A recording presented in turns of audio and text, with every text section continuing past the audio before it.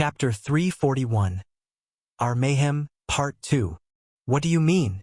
Northern inquired, eyes darting around the darkness. This darkness, doesn't it feel familiar to you? Northern was silent for a short second. Then a dark grimace creased his brows. She was right. The tunnel. The darkness in the tunnel which he needed to help Raven pass felt alive. They felt thicker than usual darkness. This one too, everything was totally obstructed, which made it impossible for anyone to see the way forward. It was like sight was taken away. Not Northern though, it was a bit stressful and his sight distance was short, but he still could see. He decided to shift his point of view and enter into the sight specialty of Chaos Eyes, peering into the ligatures of the darkness.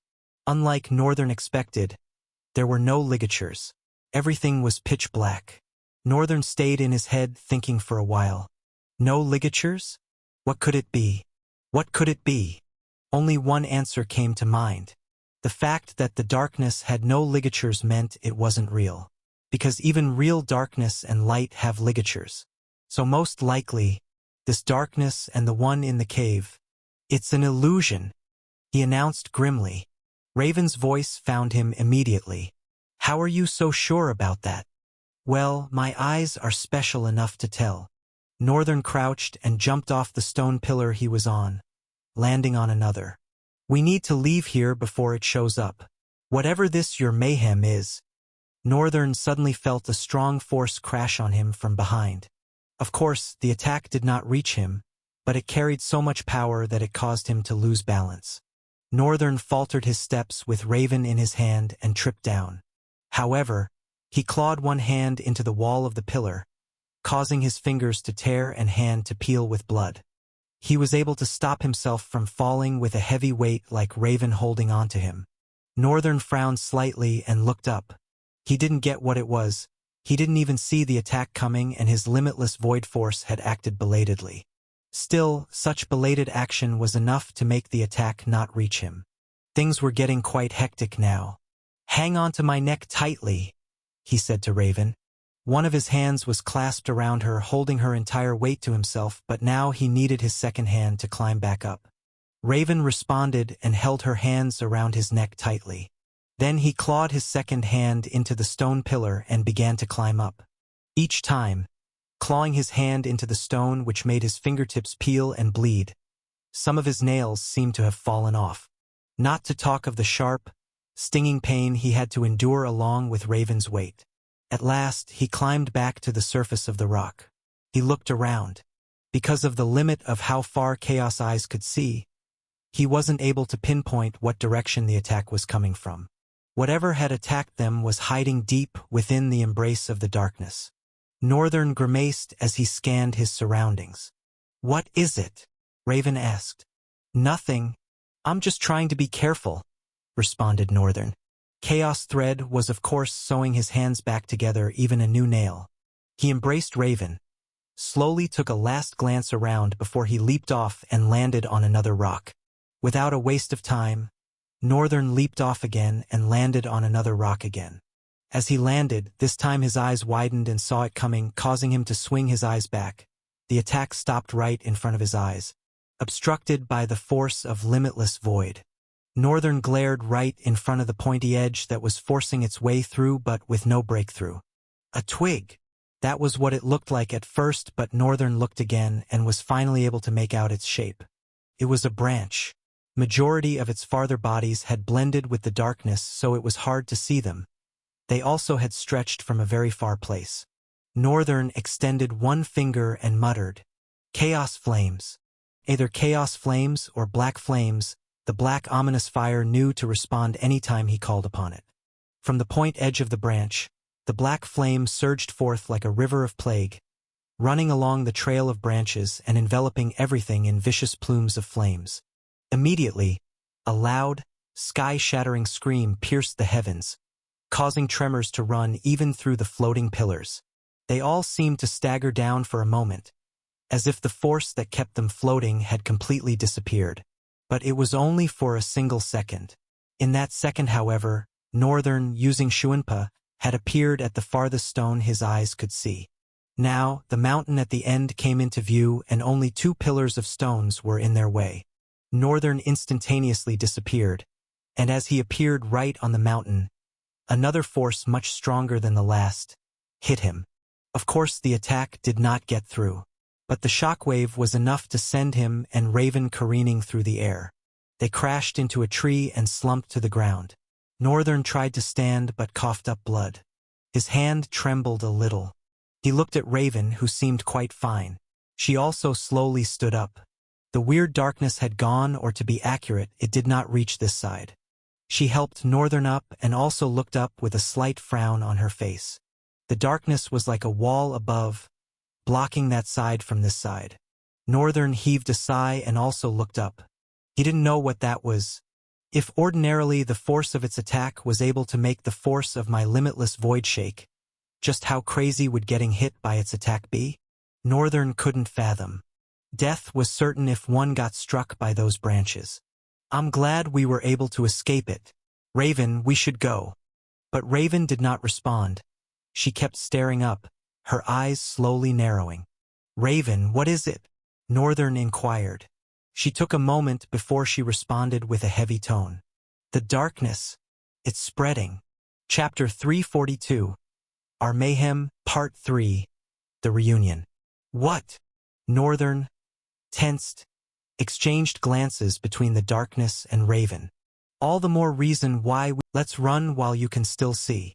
He took her hand and sprinted forward. Naturally, he'd have used his speed abilities, but he was worried if Raven would actually be able to handle it. Both of them ran forward and continued running through the woods. The darkness in that moment seemed to increase its pace, consuming everything in its path and getting closer to them. Northern clicked his tongue in annoyance. This was getting too slow for him. If he was the only one, he'd have outrun this damn thing. Suddenly, without thinking twice, he came to a stop, swept Raven off her feet, into his arms and said to her, "Brace yourself." Without a breath after speaking, Northern shot forward like a bolt of lightning striking from a clear sky. His movement was so swift that the eye could barely register it, leaving behind only a fading afterimage and a rush of displaced air. But the darkness was relentless, gunning for them desperately with all of its might. As Northern ran further, his eyes suddenly caught something that brought gladness into his heart. In that same moment, however, the mayhem struck again. As it lunged forward from the darkness, trees shattered into splinters from its mere force. The branches this time twisted into each other to form a durable spear, hoping to pierce through the invisible shield that surrounded Northern. But it was met by the same result, although the force was so strong that it affected Northern's speed, causing him and Raven to somersault and tumble forward, only coming to stop thanks to a large wooden wall of some sort that both of them slammed on, intertwined with each other.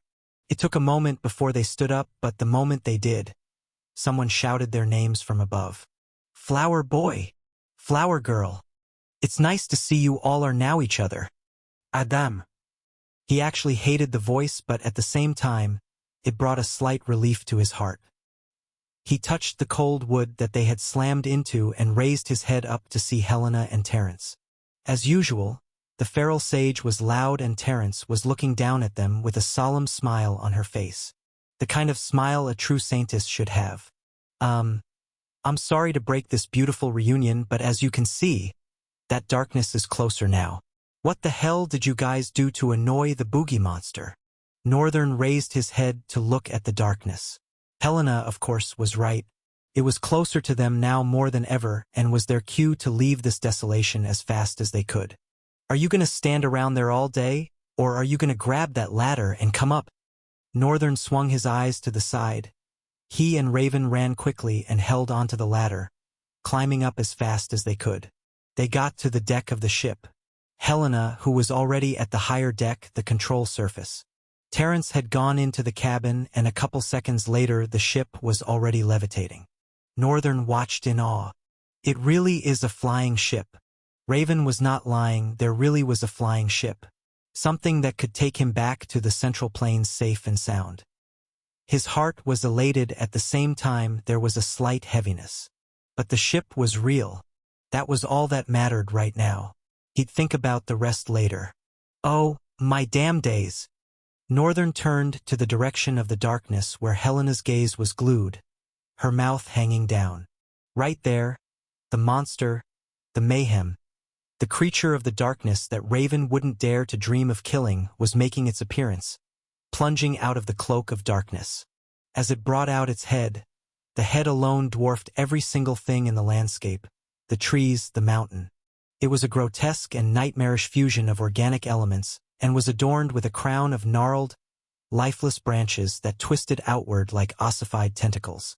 As the creature brought out its head, it opened its maw, revealing row upon row of needle-sharp teeth, each fang a gleaming promise of swift annihilation. They gave way for a wild screech that sent shivers down the spine of everyone present on the ship.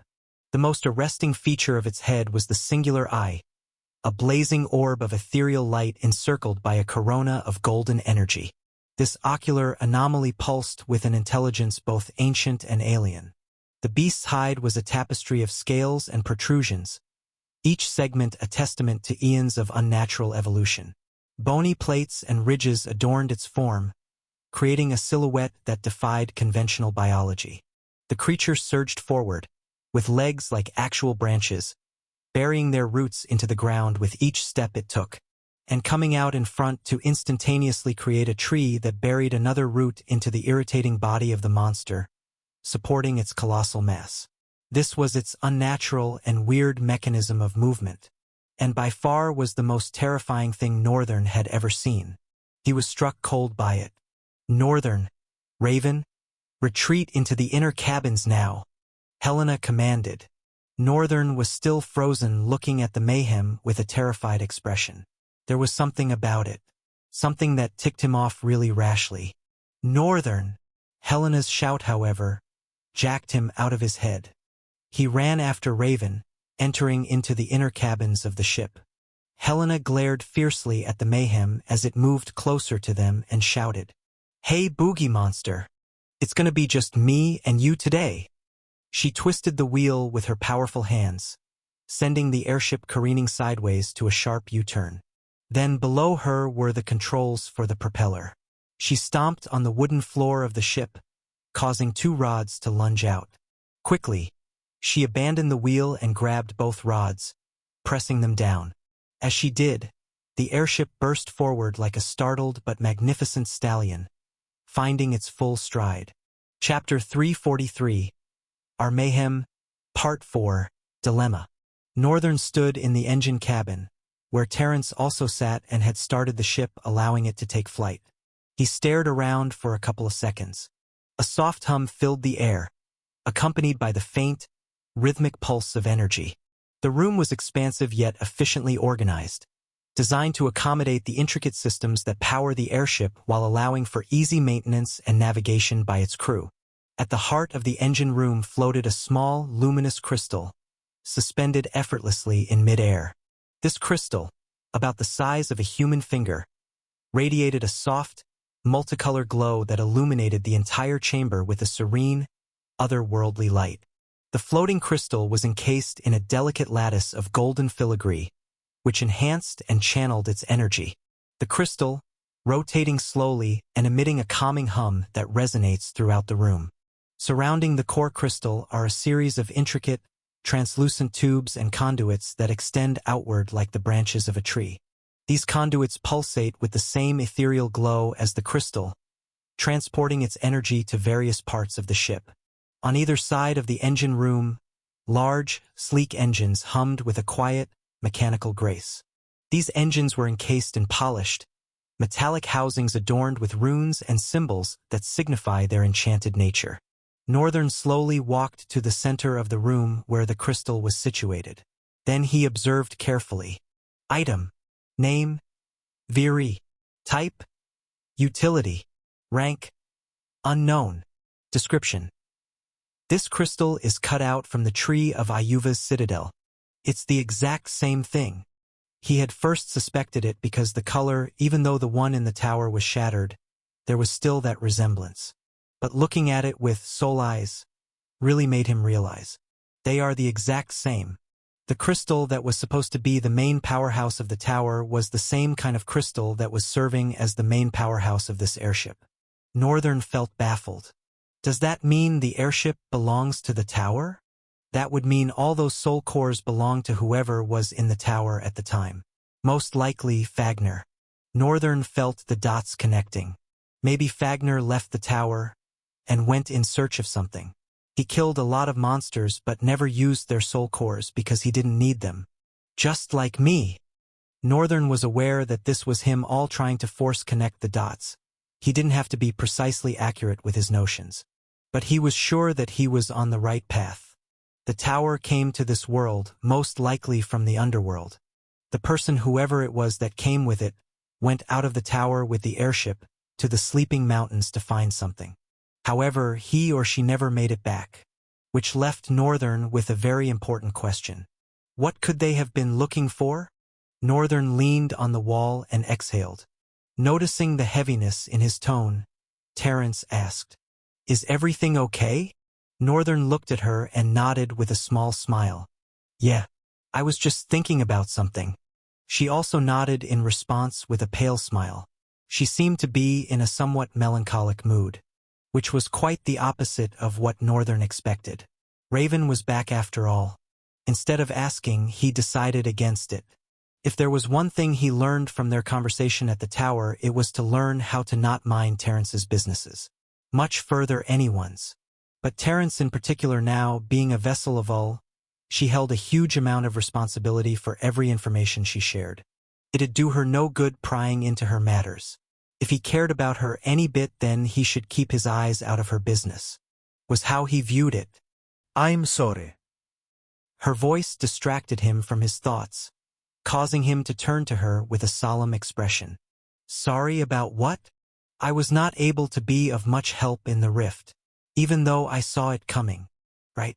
There's that. Northern had forgotten that Terence actually saw the whole thing coming and said nothing, acted nothing. She just allowed it to happen. He understood the responsibility placed on her and the burdens. But he would be lying if he said he didn't feel offended a little. Who knew what could be going on in her head right now? What she could be harboring to herself? He couldn't bring himself to trust her. Then again, it isn't like she's asking to be trusted. Northern smiled and said, "You helped well enough. There's nothing you should be sorry about. Saintus." Terence smiled sadly. "Saintus," she muttered. "Feels cold." Northern looked at her for a moment and averted his gaze, bringing it to the crystal. What was he to do regarding this situation? Wham! He was in his mind when a sudden force clashed with the ship, causing the entire vessel to tremble to tremors. Cracks ran around the body of the ship. Even the humming of the engines became distorted. Shocked and surprised, Northern ran out of the engine room. When he got to the deck, Raven also was already there, 2 swords in her hands. Helena was on one knee. The acceleration rods had been broken by strong branches that grew from below the deck. Stunned at what was going on, Northern raised his head, only to realize they were completely surrounded by darkness. Raven, who had abruptly come out, stood there, unable to move an inch from where she was because she was blinded. Helena seemed to have been severely injured by the attack just now. To make things worse, the colossal head of the creature was looming above them with slightly opened maw, definitely ready to swallow them in whole. The ship's movement had been slowed. He could try his best to burn the branches, but it'd be of no use. They'll only be flying slowly because the control of the propellers, the rods, had been broken. More so, the ship has been impaled from below. He didn't think that was just an ordinary damage. The ship would be slow. And there was the never-ending darkness and the colossal boogie monster. If doom had never been spelled for them before, right now was spelling doom for them in block letters. Their only way out of this situation was to abandon the ship. But abandon the ship? The ship he had waited so long to have? Chapter 344. Sayonara, bitch. The reality of the situation came finding him real quick. To make things worse, time was not of essence to him right now. He had to make a decision, and he had to make it fast. With a dark furrow of his brow followed by a frustrated cry, Northern grabbed Raven's hand, hurled her into the ship. He smashed into the engine cabin where Terrence was still staying, causing her to shoot to her feet, flustered. Northern looked at her hurriedly and looked at the crystal. Explosives! Are there explosives on this ship? Terrence quickly shook her head and no, but added in the same stream of second. But we can use soul cores? Northern frowned dejectedly at her. If we take the core crystal of the ship abruptly without stopping the ship, it will cause the engines to rampage. When they do, they will explode no doubt, and with soul cores available, the explosion can be amplified and will spread. Northern thought for a bit. She was right, Terrence was right. Since cores contain essence, a sudden and powerful force enough to shatter their outer body will cause the soul essence within to flow out, basically augmenting anything and everything around, in this case fire. I will leave the ship, but I will destroy that darned mouth of yours. Northern's eyes gleamed with primal evil, his forehead darkening. He then darted his gaze to Terrence. We are leaving this ship now. Take Raven and... He didn't even need to complete his sentence before she moved quickly, almost like the breeze. She grabbed Raven's hand from his and ran out. Northern was stunned for a moment, thinking farther back. She responded to him about the explosives like she knew what he needed them for. Did she also see this coming, and didn't speak to anyone about it? Or did she talk to Raven? Did that mean Raven knew all along what was going to happen? He got played? Northern shook his head rigorously. There was a variable which was the rift. Raven at the very least didn't seem like she knew that one was coming? Or did she pretend? Could also have been that Terrence decided to tell her only about this? Northern felt himself becoming paranoid as he allowed himself to get drowned by these waves of thoughts. He forced himself back to the surface, bringing his attention to the reality that mattered, and in a sharp motion, he went for the core crystal, punching through the lattice to grab it. Without any waste of time, Northern lunged out of the room, and to the front he went. When he got to the front deck of the ship, Helena was deflecting the branch's attack with her spinning rod. But at that, many were slipping past her, slithering lines of blood on her body, cheeks here and there. But she stubbornly held her position, groaning as she desperately tried to defend more of its attacks. Northern lunged forward and stopped right beside her with a cold face. He commanded, "Run. Jump off the ship." Helena, with a dazed expression, paused and looked at Northern. "Are you sure?" "What of the sure? Just go, Helena." She glanced at him before jogging away. Surprisingly, the creature paused its attack the moment Northern arrived to the front. Its dark aura increased, thickening the darkness even more. It was as if a glint of recognition reflected on the monster's single eye. The seized branch lingered slowly. Perhaps they were waiting for Northern to wrap up his business. Perhaps all the monster ever wanted was Northern. Northern was the one that drove it crazy. Northern looked up with a dark grin plastered to the pale skin of his face. "Sayonara, bitch." He grabbed what was left of the rods, and with his strength forced them out of their foundation, with chaos flames leaking off his hands and exploding backwards to add force to the controllers. Immediately, the entire ship jeered towards the monster, trembling but shooting towards it like an injured, thunderous stag, antlers scraping the sky despite a limping gait. Northern lunged, both hands forward, and summoned Black Lance. Several spears of thick darkness appeared above him, hovering and waiting to dive into the mass above them. However, the creature lunged its branched limbs, piercing through the hull of the airship with a sickening crunch. Sparks flew and metal groaned under the strain as the monstrous limbs tore a gaping hole in the side. A chilling wind whipped through the deck, carrying with it the stench of decay. Helena, who had only just made it clear of the ship's perimeter, stumbled and fell to her knees, watching in horror as the airship lurched violently. The creature's singular eye, burning with an unholy light, seemed to fixate on Northern with a predatory intensity. Ignoring the chaos around him, Northern launched his attack. The Black Lances, those elements of chaos, shot forward with a bone-chilling shriek. They tore through the air, their obsidian tips finding their mark deep within the creature's fleshy, pulsating mass. A deafening roar erupted from the mayhem, a sound that seemed to shake the branches it used for attacking whipped back, snapping one of the black lances in half. However, in that second, like invisible blades had run across the branches, they were severed into splinters. The remaining spears held true, however, continuing to burrow deeper into the creature's flesh. The airship, mortally wounded, shuddered again. The engines sputtered and coughed, spewing black smoke. The airship, of course, had been propelled by Northern, struck forward, closer to the monster inch by inch, and finally rammed itself into the monstrous entity. At that same time, Helena also jumped off the ship, falling but landing on her feet. The impact of the ship's crash was cataclysmic. The airship's hull crumpled inward, metal tearing like paper against the creature's grotesque hide. The monstrous branches lashed out in a frenzy, one of them catching the mangled remains of the cockpit and flinging it high into the sky. The black lances, still embedded in the creature's flesh, pulsed with an ominous light, seemingly draining the creature's strength with every passing moment. Suddenly, a blinding flash ripped across the sky, momentarily turning night into day. It was a tremendous explosion that made the air around tremble. A wave of soul energy surged outwards from the point of impact, causing the explosion to spread even more widely, swallowing the mass of the boogie monster. The remaining black lances shattered, disintegrating into wisps of dark smoke. Helena, Raven, and Terence shielded their eyes from the brilliant light. When the light faded, a chilling silence descended upon the scene.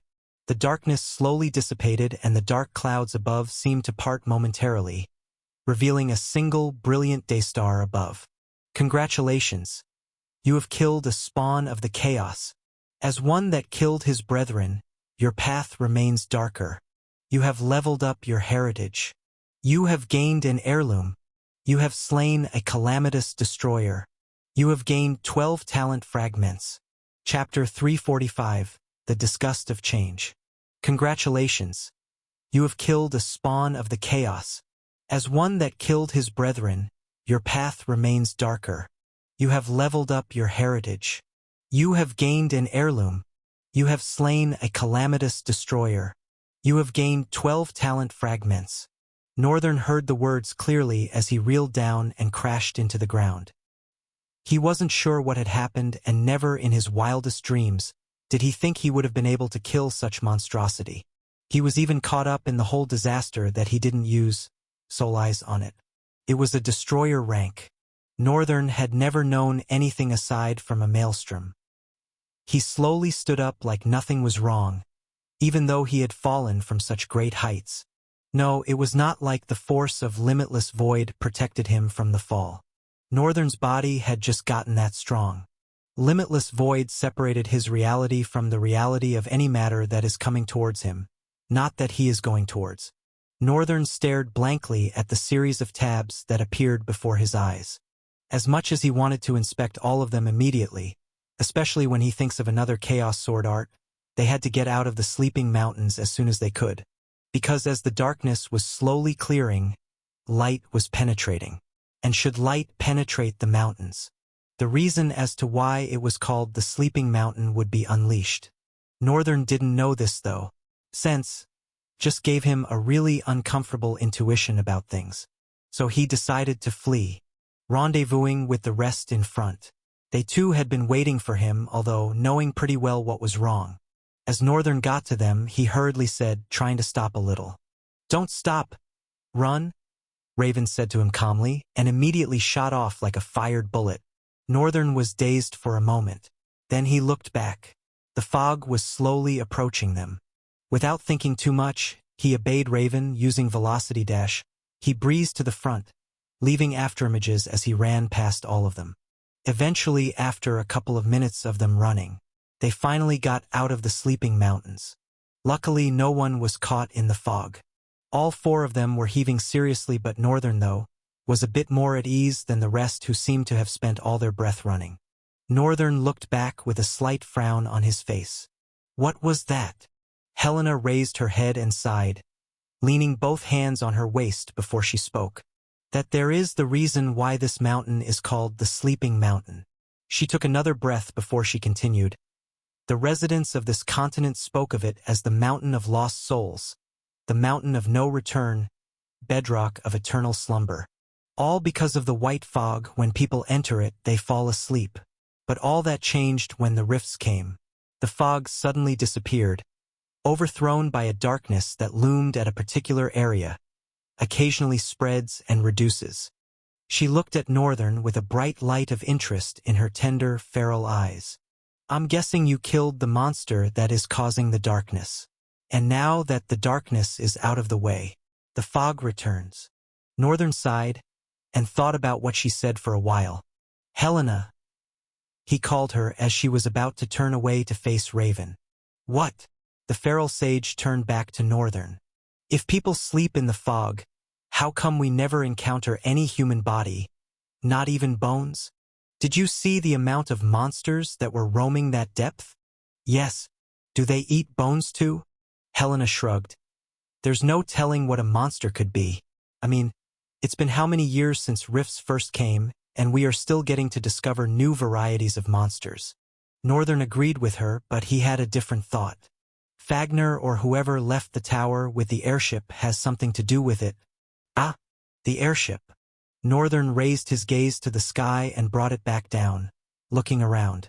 The parts of the airship were scattered around his precious airship. Northern covered his face with his palm and washed it down with a huge exhale. It felt like everything he had worked for, he just sacrificed like that. And for what? To save these fools. Northern felt disgusted at his own self, at his own decision. But strangely, he didn't regret it. And that was the feeling that disgusted him the most. Don't tell me, you're beginning to change? He said internally to himself, and scoffed afterwards. I'd be damned. Yeah, it's just the series of events that has been happening of late. I'm just confused. He tried to convince himself, an attempt that seemed almost desperate. Raven turned to him with a solemn smile, after she seemed to have just discussed something with Helena, and said, Northern, can we talk? Northern's already dark mood got even darker. He stared at her with a scowl and followed as she walked further, separating both of them from the other two. Helena watched as they walked forward, her hands beneath her jaw.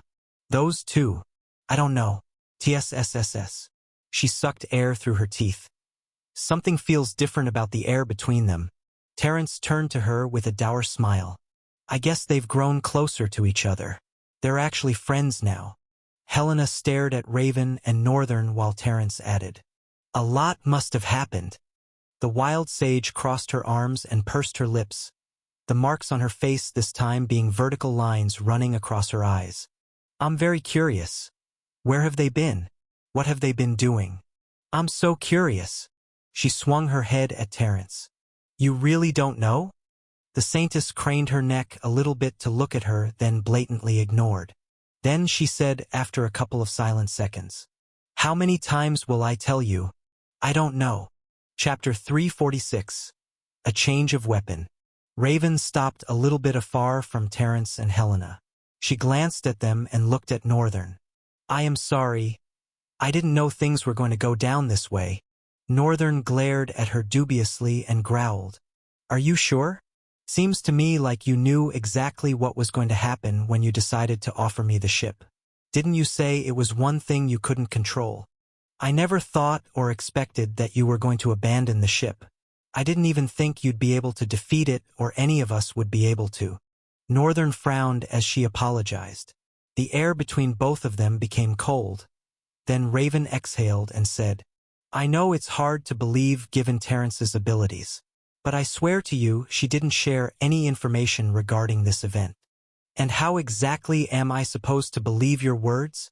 I have no reason to lie to you. Raven's expression accentuated the pitch in her tone.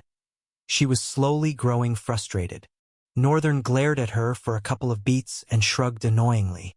Look, I don't care, Raven. I will move my way from here hence. I wish you luck in whatever you want to do. And don't think I have forgotten about my cores. I don't care if the cores you plan to use to become a sage got destroyed in the ship. I am collecting 1,000 cores from you, he said, threw his head back, and walked forward, alone. Raven tried to stop him but stopped before saying anything, then stared at his back with a morose look on her face. She sighed and stared at Helena and Terence. Both of them were silent at first, until Raven focused on Terence and asked, "Did you get it?" Northern walked forward on his own, trekking through the stony landscape with the sandy one right in front of him. While he walked, he inspected his growth. Name, Northern Longguard. True name, Nameless, Superscript 3. Attributes, Formless, Child of Void, Limitless Void, Vestige of Chaos and Void, Chaos Eyes, Chaos Thread, Flames of Chaos. Soul Rank, Nomad. Void Summons, 6/100. Talent Fragments, 1799/3000. Copied Talents, 0/3. Own Talents, 3. Attribute Abilities, Active/Passive. August 11th. Owned Items, Mortal Blade, Eternal Twilight, Silver Sword, Death Glare, and 6 others. The amount of talent fragments he had gained was amazing, and the majority of it came from the rift itself. Before now, Northern didn't realize he could gain such an outstanding reward from defeating rifts. Now, he just felt like defeating rifts was the easiest way to grow. He paused for a moment, that thinking, I see. It was the way every other drifter thought too. Surely they had been killing monsters, but defeating rifts gave a far better reward. It was why the majority of them still ventured into rifts despite it being a vessel of all dangers, both of those that one could think of and could not. Turns out I'm not so different after all. This, however, didn't mean that he thought himself the same as other drifters. Although fundamentally, without a core, he was less. But with the system, he is far better. He really looked forward to the look on Ruffsberg's face when he realizes he lived through the coreless brat. I should show them. The thought of it made him boil with exhilaration, but he still kept his cool and walked forward, inspecting the next tab. Chaos Art of Blistering Thousand Steps. Heritage Level 3. Heritage Ability, Chaos Step, Chaos Sword Art 1, Eternal Chaos, Chaos Sword Art 2, Tempest Fury, Heritage Heirloom. Grenger. Northern paused his steps and summoned the heirloom. Immediately it appeared in his hands. As I suspected, it's an item, but it was nothing like Northern had ever held. It was different from all the weapons he had wielded. It looked like a masterpiece of dark craftsmanship, a twin-bladed staff that emanated a chilling aura of malevolence. Its long, ebony shaft was nearly as tall as Northern himself, constructed from a mysterious, obsidian-like material that seemed to devour the light around it. The length of the staff was a sinuous blend of form and function, offering the perfect balance between reach and control for its bearer's martial arts style. At each end of the staff, crescent blades jutted outward, curving with a predatory grace that hinted at their lethal purpose. The blades themselves were a deep, shimmering indigo, their edges honed to a razor's precision. They appeared almost translucent, like the thin edge of a breaking wave frozen in time, and as sharp as the biting wind of a winter storm. Intricate, lightning-like veins of violet and electric blue pulsed just beneath the surface of the blades, illuminating the dark with their eerie, chaotic glow. The staff's grip was wrapped in supple, dark leather, designed to absorb the shock of impact and give the wielder a firm, unyielding hold. Northern, even as he held its grip, felt a strong sense of hold, the lightness of weight. It was like the weapon itself was perfectly resonating with something within him. If it's an item, I should be able to see its information, right? Northern opened soul eyes and peered into the weapon. Item. Name. Grenger. Type. Weapon. Rank. Demonic. Order. 1. Description. This item is a cursed weapon created by the Chaos Prince when he was bored. It is a large staff with 2 blades, customized with lightning created from void. It is adapted to fit the aggressive martial arts style of its creator. At specific moments, it is possible to see the lightning shining with chaotic glitches. Order ability. Atrocious weapon. Atrocious weapon. This weapon possesses a mind of its own. It is usually asleep, but when it awakens, It is never good for the user as it feeds on the energy of the user to amplify its strength. Northern stared down at the blade. He didn't know whether to be happy or sad. At the very least, it looks like a very impressive weapon. It was, in fact, the most impressive he had gotten so far at demonic rank 2. Moreover, he really appreciated the change of structure. Northern raised the weapon up to look at it very well in the shining daylight. He wasn't sure if he was seeing right, but a figure clad in white was approaching him through the air. Northern paused a little to figure out what was wrong, only for his eyes to grow wide as the figure came closer. It was a being, viciously hurling a cavalier spear towards him. Chapter 347. Woman of Madness, Part 1. Northern narrowed his eyes, gaze locked onto the approaching figure, a shimmer in the desert sky that was dropping. They landed into the haze with a powerful thud and began to walk closer to him. As they drew nearer, details sharpened into his focus. Their armor, a striking contrast of white and crimson, gleamed under the unforgiving daylight star. Every step they took resonated with a predatory grace, and a palpable energy seemed to radiate from them, warping the air around them into a mirage of madness and intent. The figure held a long and elegant spear, which looked like an extension of their being, held with a familiarity that spoke of countless battles fought and won. The blade glinted menacingly, promising death to any who dared to face it. With closer steps, the ground seemed to recoil, as if acknowledging the danger the figure represented. Northern tightened his grip on the twin-bladed staff. He could feel the weapon's pulse, almost in sync with his own heartbeat, as if it were alive and aware of the coming conflict. The air between him and the advancing warrior thickened, charged with the anticipation of imminent violence. He wanted to speak, ask questions, because he didn't even know this person, and they just suddenly appeared before his eyes, carrying an unwavering air of bloodthirstiness. The figure finally stopped a dozen paces away. Northern this far could see them more clearly. Their eyes, wild and unhinged, fixed on Northern with a mixture of glee and malevolence. Their short, tousled hair framed a face that was both beautiful and terrifying, lips curling into a grin that hinted at the savagery they were about to unleash. "You? What is your name?" Northern lingered cautiously, assessing every corner of their stance. Perfection. No openings at all. Even though he was using chaos eyes, he couldn't see any. "Answer me." Their voice rang out more powerfully. It was with a strong tone and had no melody but was definitely feminine. Yes, they were undoubtedly a female. A female that feels so powerful. She was by far the strongest human Northern had encountered. This was not like any other time. The opponent that stood before Northern now was the strongest person he had ever perceived by sense alone. He breathed and responded, "Northern, and may I ask who you are?" "Bah!" She let out a wild short scoff, and without warning, she hurled the spear with a speed and accuracy that defied belief.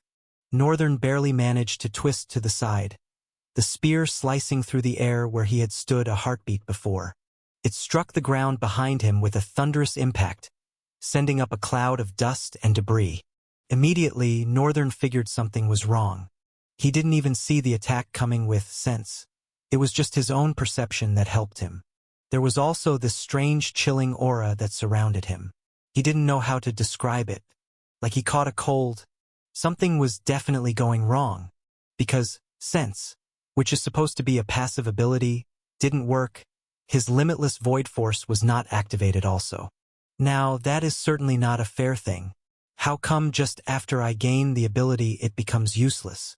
He immediately tried to use see, but nothing came into view. What is this? He looked back and tried to use Shunpa to give space. It was the same thing. There was no result. What the hell? All my talent abilities are not working. In that moment, Northern's mind began to race. He had faced many adversaries, but none quite like this. Aside from her movements, which were not just fast and erratic, but seemed to be packaged with a whirlwind of aggression and unpredictability, she could block all of his talent abilities. This spelled doom for him. Yet again, she grinned at him, seeming to admire him with her eyes glinting with pure madness. Then she shot forward. As she charged, retrieving her spear with a fluid motion, her eyes never left his, locked in a challenge that seemed both personal and deadly. "Impressive," Northern called out as he flew back again to dodge the woman's strike. His voice was steady despite the disturbance that churned inside him. He landed and added, "But I'm not so easily taken down." The woman's laughter cut through the tension, sharp and unsettling. "Come on then," she taunted, her voice dripping with manic excitement. "Show me what you've got." "Northern!" She shouted his name like a mad woman. As she screamed, Northern held the Jengar tightly. It could have been his imagination, but in that moment, the twin-blade staff vibrated in his hands as if eager for the fight. She lunged at him, her spear a blur of motion. He parried the thrust with a swift twist of his staff, the blades sparking as they collided. The impact reverberated up his arms, but he held firm, countering her next attack with a quick, precise strike. Their battle quickly became a dance of deadly grace, each movement fluid yet fierce. She was relentless, her spear darting and weaving with a life of its own. Northern had to draw on every ounce of his skill and reflexes to keep up, his body moving almost instinctively to block and counter her rapid strikes. It was now worse because this was his first time using a twin-blade staff. This much he could do because he watched Helena use her staff from the view of the world of ligatures. It had stuck with him more than it would have in reality and seemed to be instinctively being expressed. There was not a single chance to withdraw to change his weapon into something that he was more used to.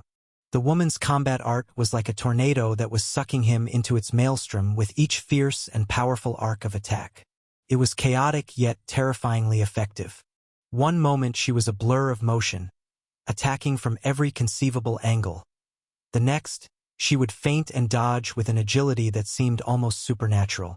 Northern could feel the weight of each strike through Jengar, the dark energy of the staff amplifying his every move. But it was not going to be enough. Even now, Northern could not help but feel like this woman was still battling him like she was a child. She had a pleasant, distorted smile beneath her dark circled eyes. It was truly vexing. Crap, just crap. Chapter 348. Woman of Madness, Part 2. Demon of Adaptation. She lunged again, her spear aimed straight for his heart. Northern sidestepped, bringing Jengar around in a sweeping arc. The staff's twin blades clashed with her spear, sending a shockwave through the ground beneath them. Dust and debris swirled around them, caught in the tempest of their battle. The woman's eyes gleamed with a wild light as she pressed her advantage, her spear slicing through the air with a deadly elegance. Northern met each strike desperately. There were imperfections here and there, but he was honestly trying his best. The twin blade staff, he had never used anything like it, although everything about it was perfectly resonating with him, but that was not just it. The timing of the strikes, the unconventional movements, precise and accurate calculation of his strikes, he had no control over any of those, and was forced into a desperate defense from the lady's strikes. She paused and looked at him with a slight smile on her face. She moved her eyes to the weapon in his hands and moved them back to his face, hers still besmirched with that little smile. If Northern could describe her, he would call her a psychopathic beauty. She had dark eyes like she had not slept for days. She had stressed lines beneath her eyes too. Her hair was rough and had a dark brown hue to it. It looked so unkempt. The only thing appealing about her was her armor, which was more like a uniform. Her spear was a beautiful weapon with a blending color of red and black. Thin and long, a deadly and beautiful weapon indeed, while his seemed so crude. The lady shifted her leg back, drifting through the sand, then lunged forward, running towards Northern. Immediately she approached him. A vehement and violent throw of her spears from all sides began. Northern felt like he was being attacked by multiple angry hornets in a disturbed hive. The tips of their spears, glinting with a malevolent light, stabbed towards him like a relentless swarm. Northern tried to parry, to block, to deflect, but his tries were like a clueless child attempting to grab every snack that came his way. At some point, It looked like the lady's spear was playing tag with him and his crude weapon. And through it all, she had that irrefutable expression of disappointment. An expression that told Northern he wasn't measuring up at all. It was much worse than the one before. At least a couple of minutes ago when they started she looked like she was enjoying him. But her expression right now just made his insides churn with anger.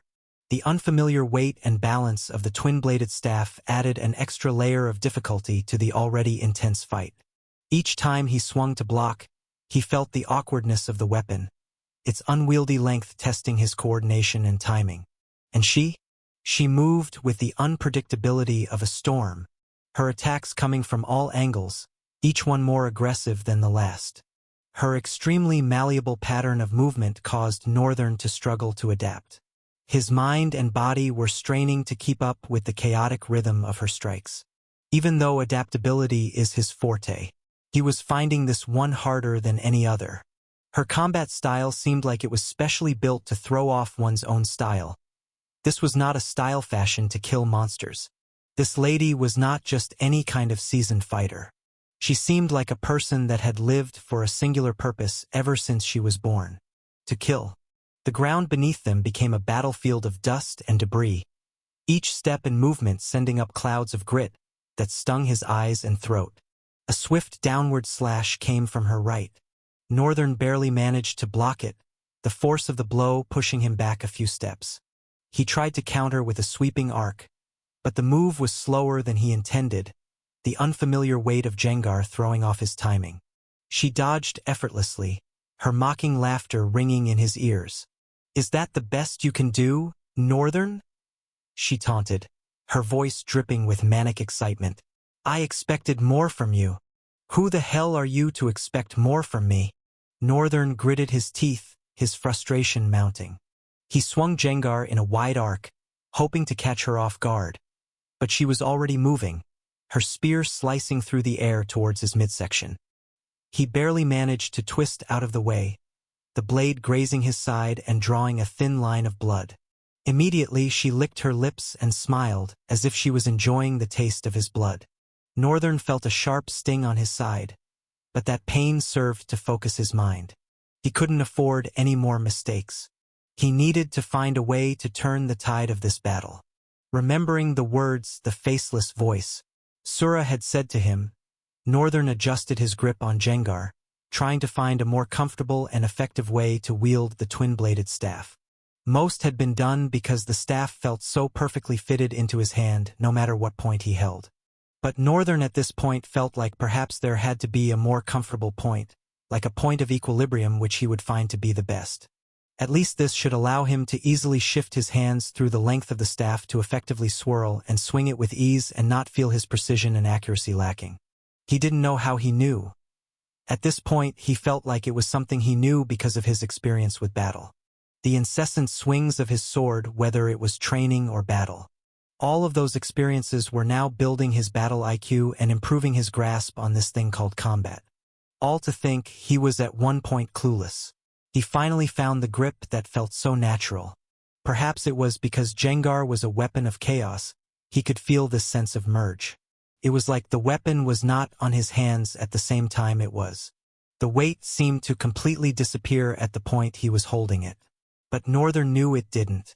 This just allowed him to be able to accurately calculate the entire weight of the weapon and determine his strikes.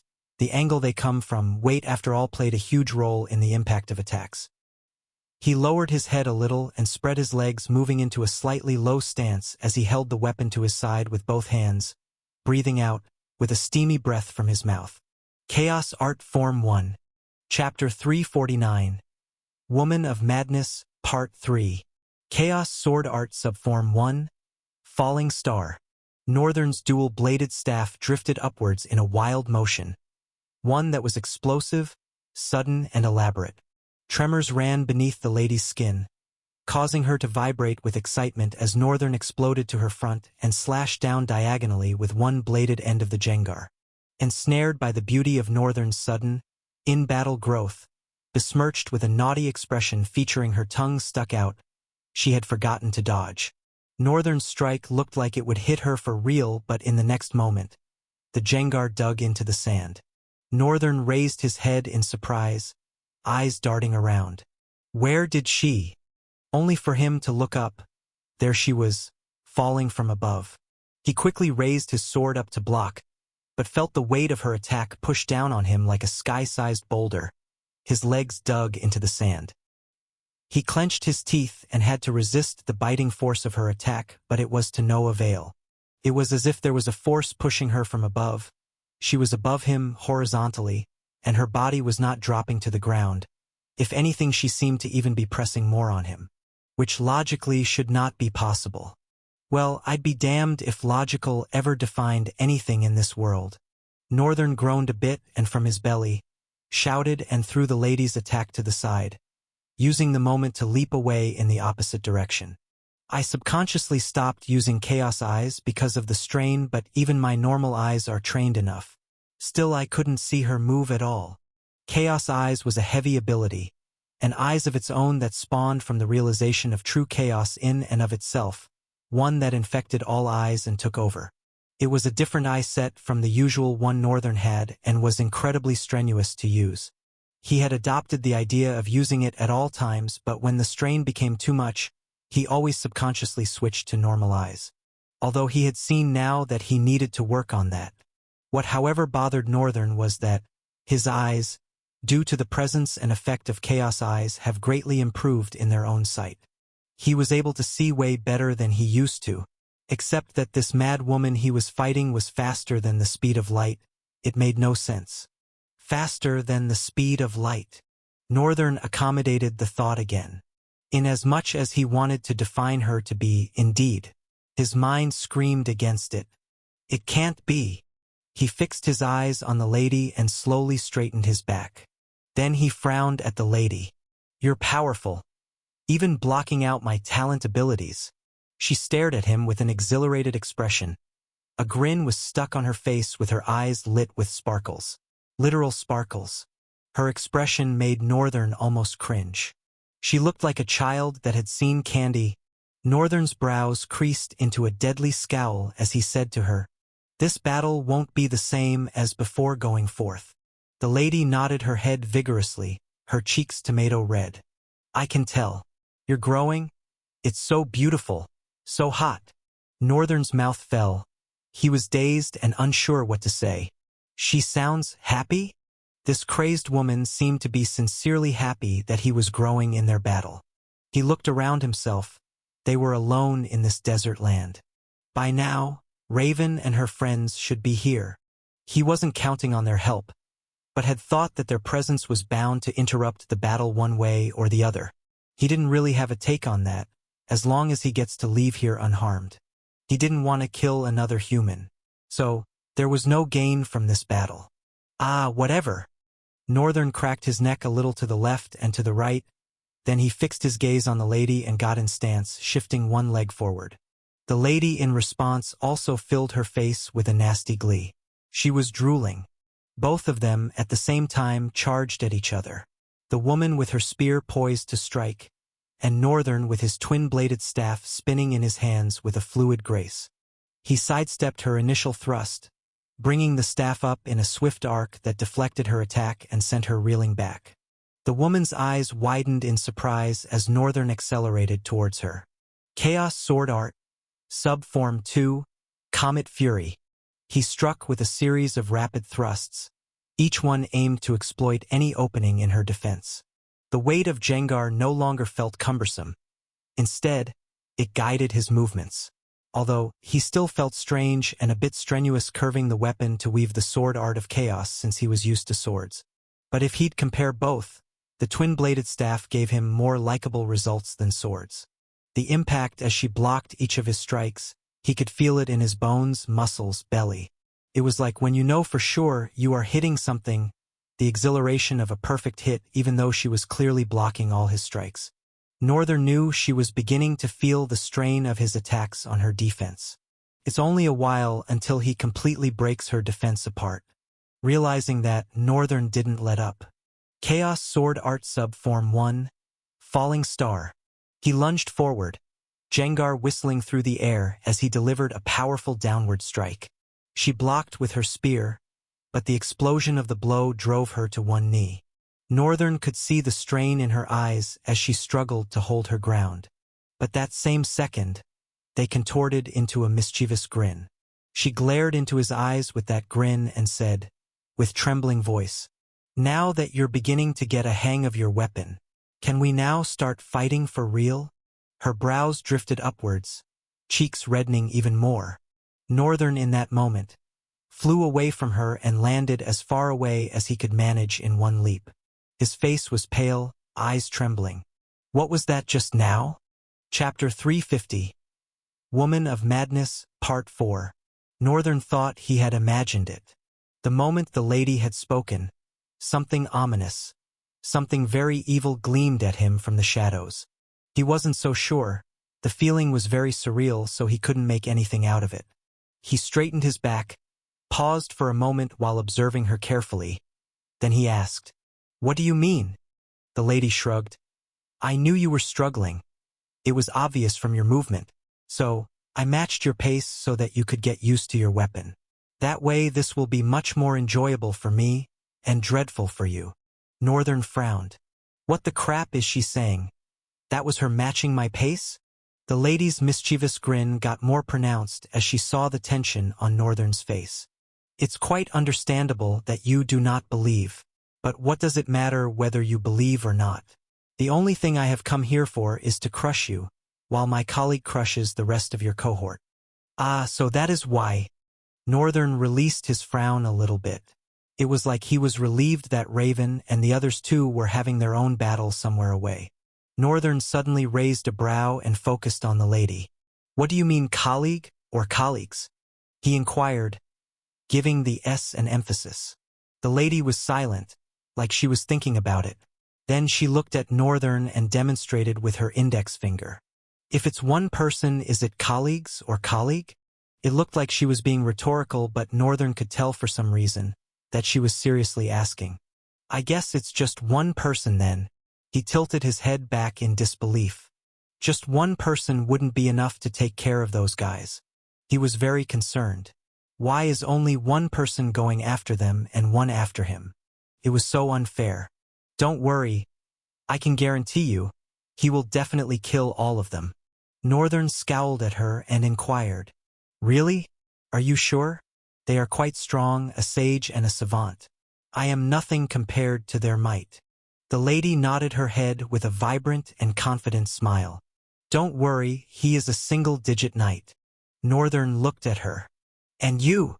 "I'm a double-digit knight." "What number?" 12. "And he?" 9. "So, is that like a thing, all the knights in the Empire have numbers?"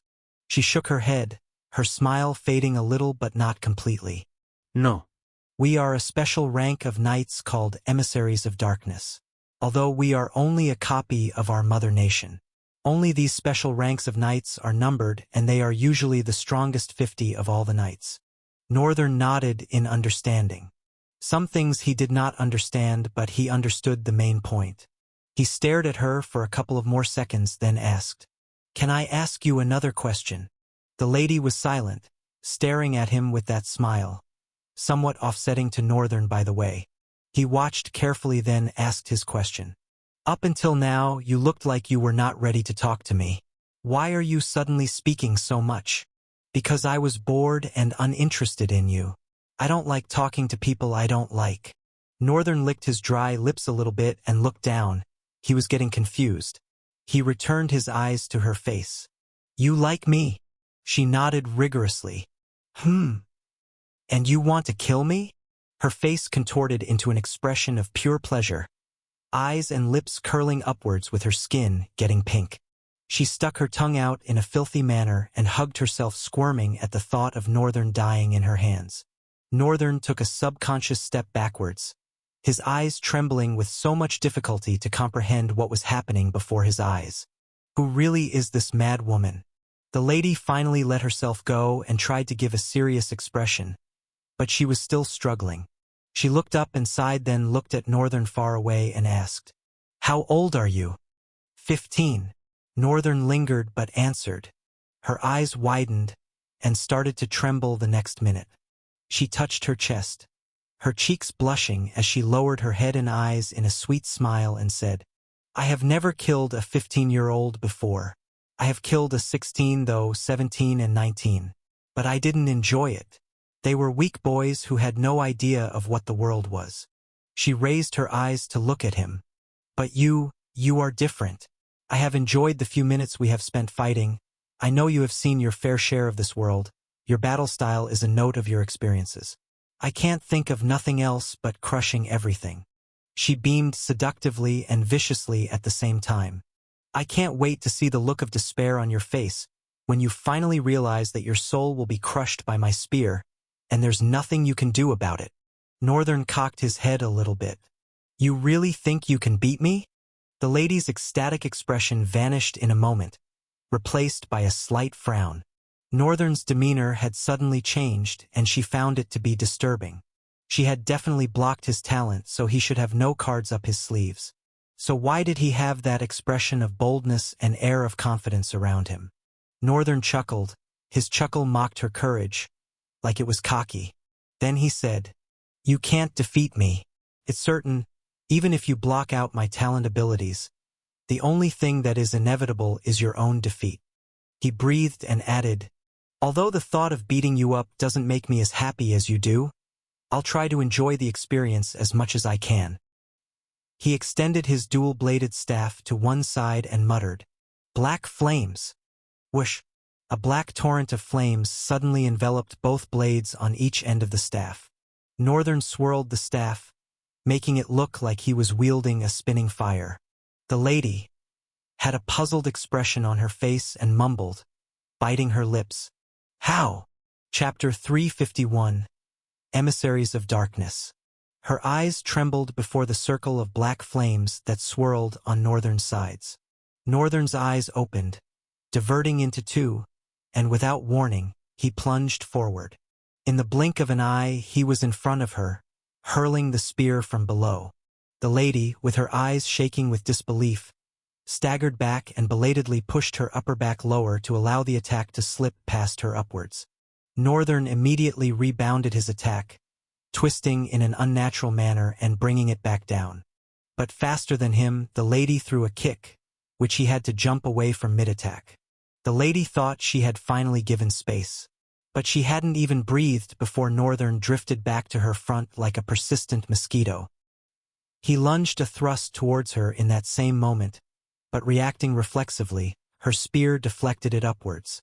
Northern's hand was already shooting towards her, cloaked in the black flames. She caught it midway, holding his arm with amazing strength for a woman. Northern glanced at her grip for a moment. He instinctively redirected Jengar, bringing it down vertically on her. She needed to block, no matter how she did it, her grip on him was bound to weaken. And he was going to exploit that moment to burn her to crisps. Damn. Didn't kill anyone. He wasn't going to die because he was trying to make sure he didn't kill his opponent, if the lady was not going to spare his life in any way. He was not going to do the same too, unless he could completely overpower her without worrying about her capabilities. Unfortunately for him, he underestimated his opponent. Instead of going for the block, the lady threw her spear into the air, then rode her bicycle kick on him, using him as a stepping stone to leap into the air and catch her spear. Then she landed afar from him. Northern was just slowly recovering from the recoiling of tumbling away like a rag doll after she leaped away. It was a slight kick, but it was so powerful, so fast. She had perfect control of her momentum, her speed, her flexibility. Everything about the lady's skill and movement was so amazing, it showed she had a high battle IQ. He, on the other hand, well, he was growing. He stayed and watched the lady. He wasn't sure what was going on, but the moment she landed, something about her changed. The air around her got darker. And now, something like a burning darkness was swirling around her feet. He narrowed his eyes, using chaos eyes to see closer. Immediately Northern staggered back at the dreadfulness of what he saw. He had never in his life seen such disoriented and unordered ligatures. They seemed like a forced existence. As he stepped back, the darkness began to burn up, enveloping the lady herself. Northern's expression contorted into a dark frown. Something about the changes that were taking place with the lady was making him very uncomfortable. He was feeling a subtle but definitely strong reaction to it. The vortex of darkness suddenly cleared, and when it did, Northern trembled at the sight of what was revealed before his eyes. It didn't take a second later for his memory to be juggled. She stood as a menacing figure, her presence commanding an eerie stillness in the air. Cloaked in a shroud of darkness that seemed to flow like fabric, she exuded an aura of cold, calculated viciousness. Her helmet, a fearsome mask of metal, concealed her features entirely, save for the narrow slit through which a single, blazing red eye gleamed with an unholy intensity. The eye glowed like a burning ember, promising destruction. Wisps of black smoke coiled around her, trailing from the edges of her cloak like serpents in the dark, adding to her ominous presence. At her side, a spear had transformed from its benign beauty to a hideous dark steel overwhelmed by darkness. Northern's eyes stayed glued on her new figure. Something was not right. Fragments of pictures were coming together. Something he had definitely seen before. He was not sure why this thing was so near to his memories, but it did not leave a good feeling with him at all. Northern began to feel an overwhelming sense of insecurity. Like something was being clicked within him. An earnest desire to kill.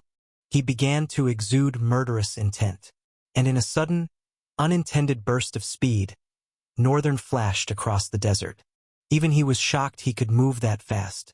It was as if the view in front of him just suddenly faded to his background. The dark night in front of him, however, seemed not to be caught in surprise like before. Her spear was already in motion, a blur of lethal precision as it met Northern's charge head-on. The clash resounded through the desolate landscape. Northern's eyes narrowed, the twin blades of Jengar spinning into a defensive arc to parry the incoming thrust. Sparks flew as metal met metal, a shower of embers casting fleeting light onto the ground. The force of the impact sent a tremor up his arms, and he was sure even she would have felt a fair share of the heaviness of his parries. Her spear danced in her hands, weaving intricate patterns that seemed almost beautiful in their deadly intent. Northern felt his senses heightened. His world narrowed to the singular focus and his body moved instinctively. Each motion of his was a blend of practiced skill and the raw, untamed, chaotic movement. He spun, ducked, and twisted, every movement an effort to evade the lethal edge of her weapon. First it was tough to keep up with her unrelenting assault. She was leaving no space for opening. Her speed was insane. Northern truly in that moment couldn't help but realize what she meant when she said she had been matching his pace all the while. Because right now he was barely even blocking. Even with his improved movements, he still was finding it this hard to control the tide of the battle, at least by movements alone. Although, he did reckon that having his talents available would have made this battle much easier. But this still served as a great lesson for him. This was the perfect opponent to teach himself how to survive purely on his own. Although he doubted this situation would ever happen again due to the idea he had in his head. He still wanted to take this opportunity to learn seriously and see how far he had come. It was also the reason why he wasn't using Black Lance to obliterate her in one go. Although he felt his patience wearing thin. It was only a matter of minutes before he loses it. Chapter 352. Deadly Dance. Their fight was a maelstrom of darkness and fury, a whirlwind of chaos that seemed to defy the very laws of nature. Northern, clad in the menacing night terror armor, mirrored the dark night in a grotesque dance of death. Their weapons clashed and sparked, a symphony of violence that sent ripples through the air, pushing it to the brink of tearing apart. Northern's four eyes darted with supernatural speed, tracking every minuscule movement of his opponent. It was strenuous, but he was locked in, not a second thinking about the strain. He could see her attacks before they fully formed, the minute shifts in her stance, the tightening of her muscles, and the glint of her daggers in the dim light. Each strike was a calculated response to her ferocity, his blades a blur as they met her relentless assault. Both their hands swung and lashed like whips, blurring as they swam through the air, leaving multiple afterimages. It mattered not the length of the weapon they both wielded.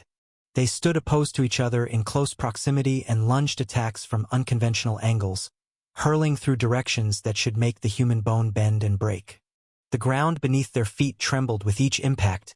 Sand and debris kicked up in a storm around them. The battlefield was an arena of destruction. Every step they took carving scars into the earth. The dark night, her single red eye blazing with malevolent light, moved with a fluid grace that seemed almost otherworldly. Her spear was like an extension of her very hand, slicing through the air with a lethal precision that left no room for error. Northern could feel the malevolent energy radiating from her, a palpable force that threatened to overwhelm him, no, destroy him. But stubbornly he held on. With every parry and riposte, he pushed back against her, matching her blow for blow. The twin blades of Jengar flashed and flickered like a whirlwind of steel, meeting her every strike with equal ferocity. Time seemed to slow as they danced their deadly dance, each moment stretching into an eternity. Northern could feel the sweat beading on his brow within the helmet, the strain of the battle etching itself into every fiber of his being. Yet he refused to falter. This was not some determination-grounded moment, where he couldn't afford to slack back a second because he was keen on survival. No. Northern was purely and absolutely enjoying this battle. Both of them were fighting like crazed warriors, running with clashing blades across the landscapes. Both of them were emissaries of darkness, each one representing their own definition of what it is.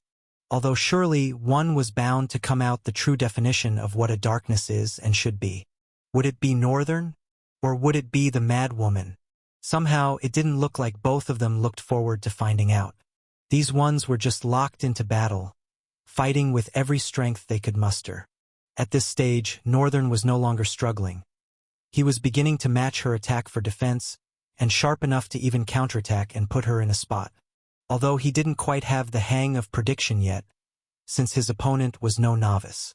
She had an uncanny way of switching her movement just to throw him off and catch him off guard. Northern had fallen into it a couple of times in this fray, only to be saved by Night Terror's impenetrable metal. As long as he was wearing this armor, Northern doubted if anything would actually be able to penetrate. The deadly weave of metal between the two of them, of course, progressed without a pause in breath. The mad woman was like a machine.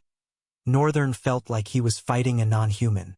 It made no sense. Her movements did not reduce, not even one bit.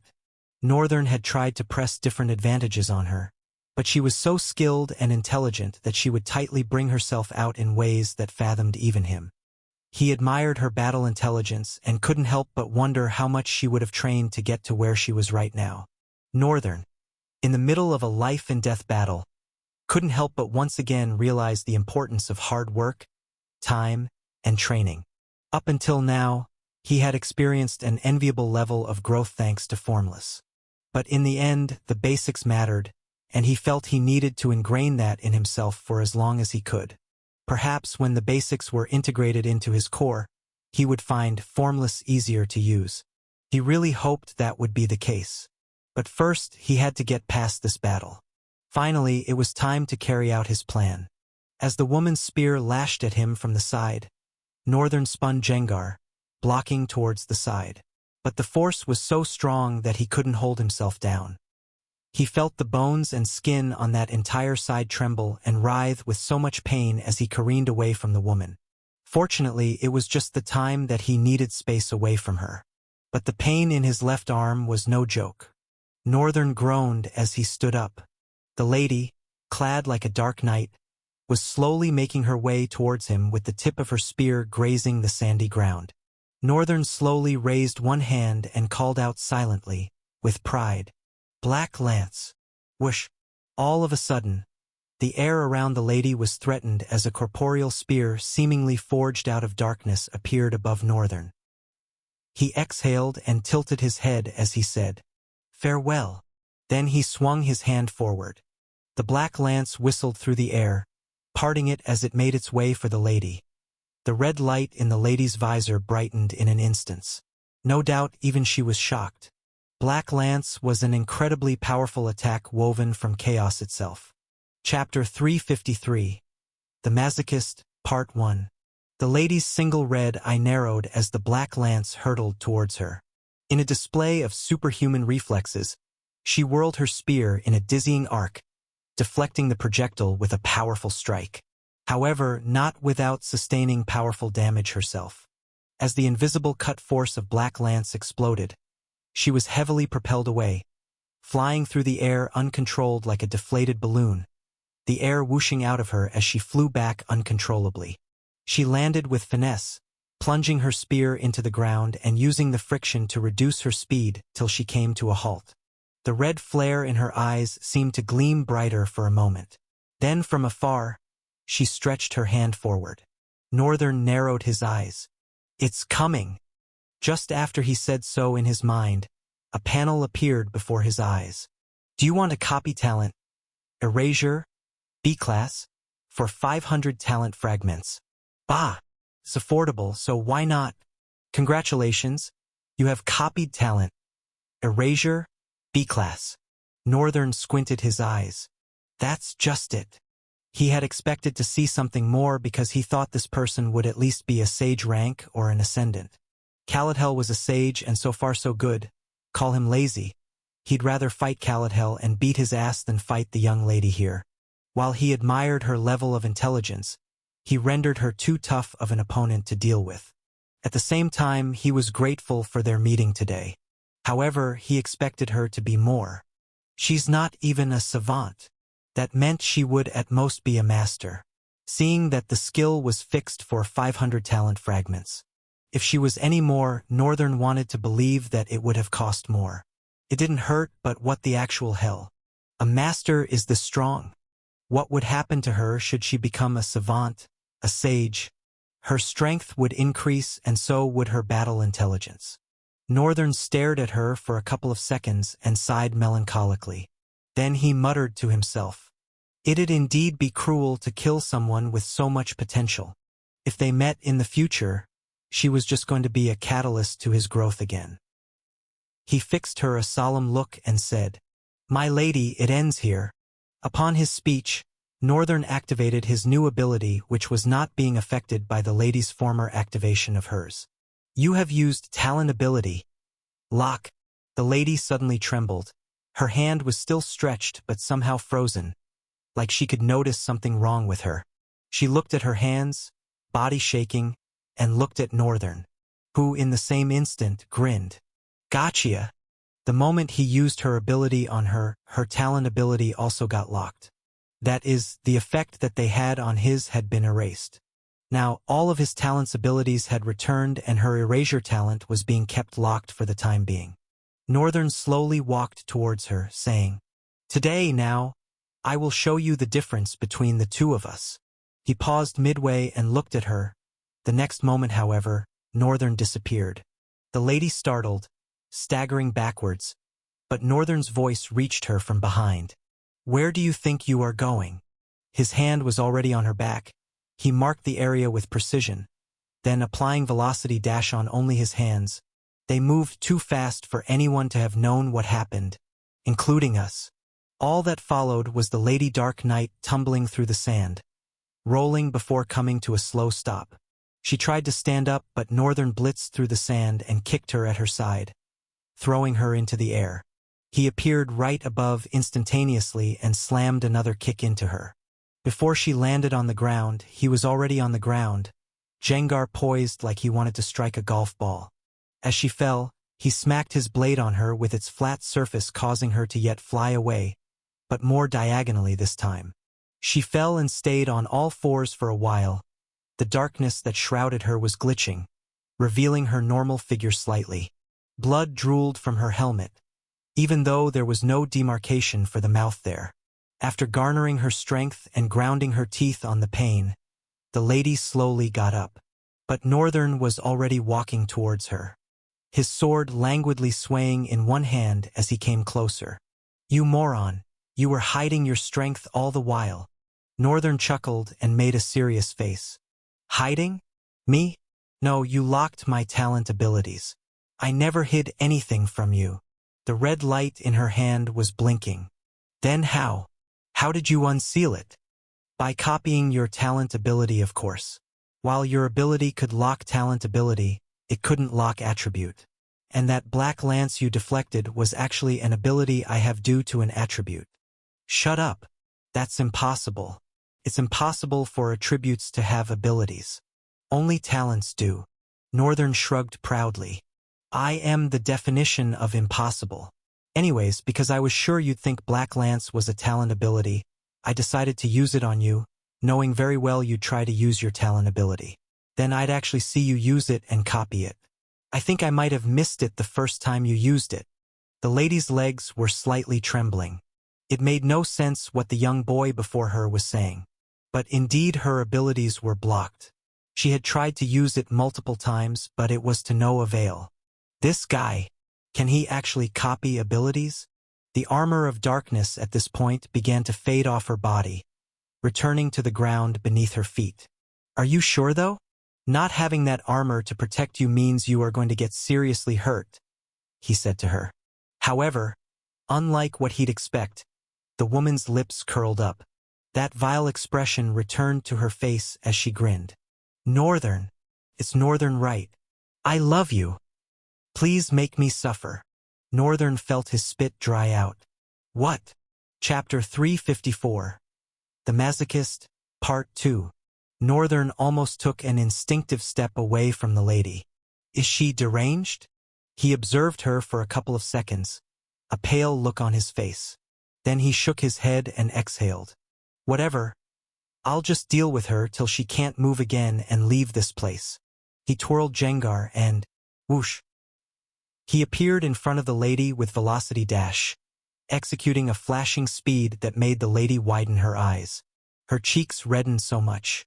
Northern swung Jengar from below, but she immediately spun her spear and brought it down to deflect.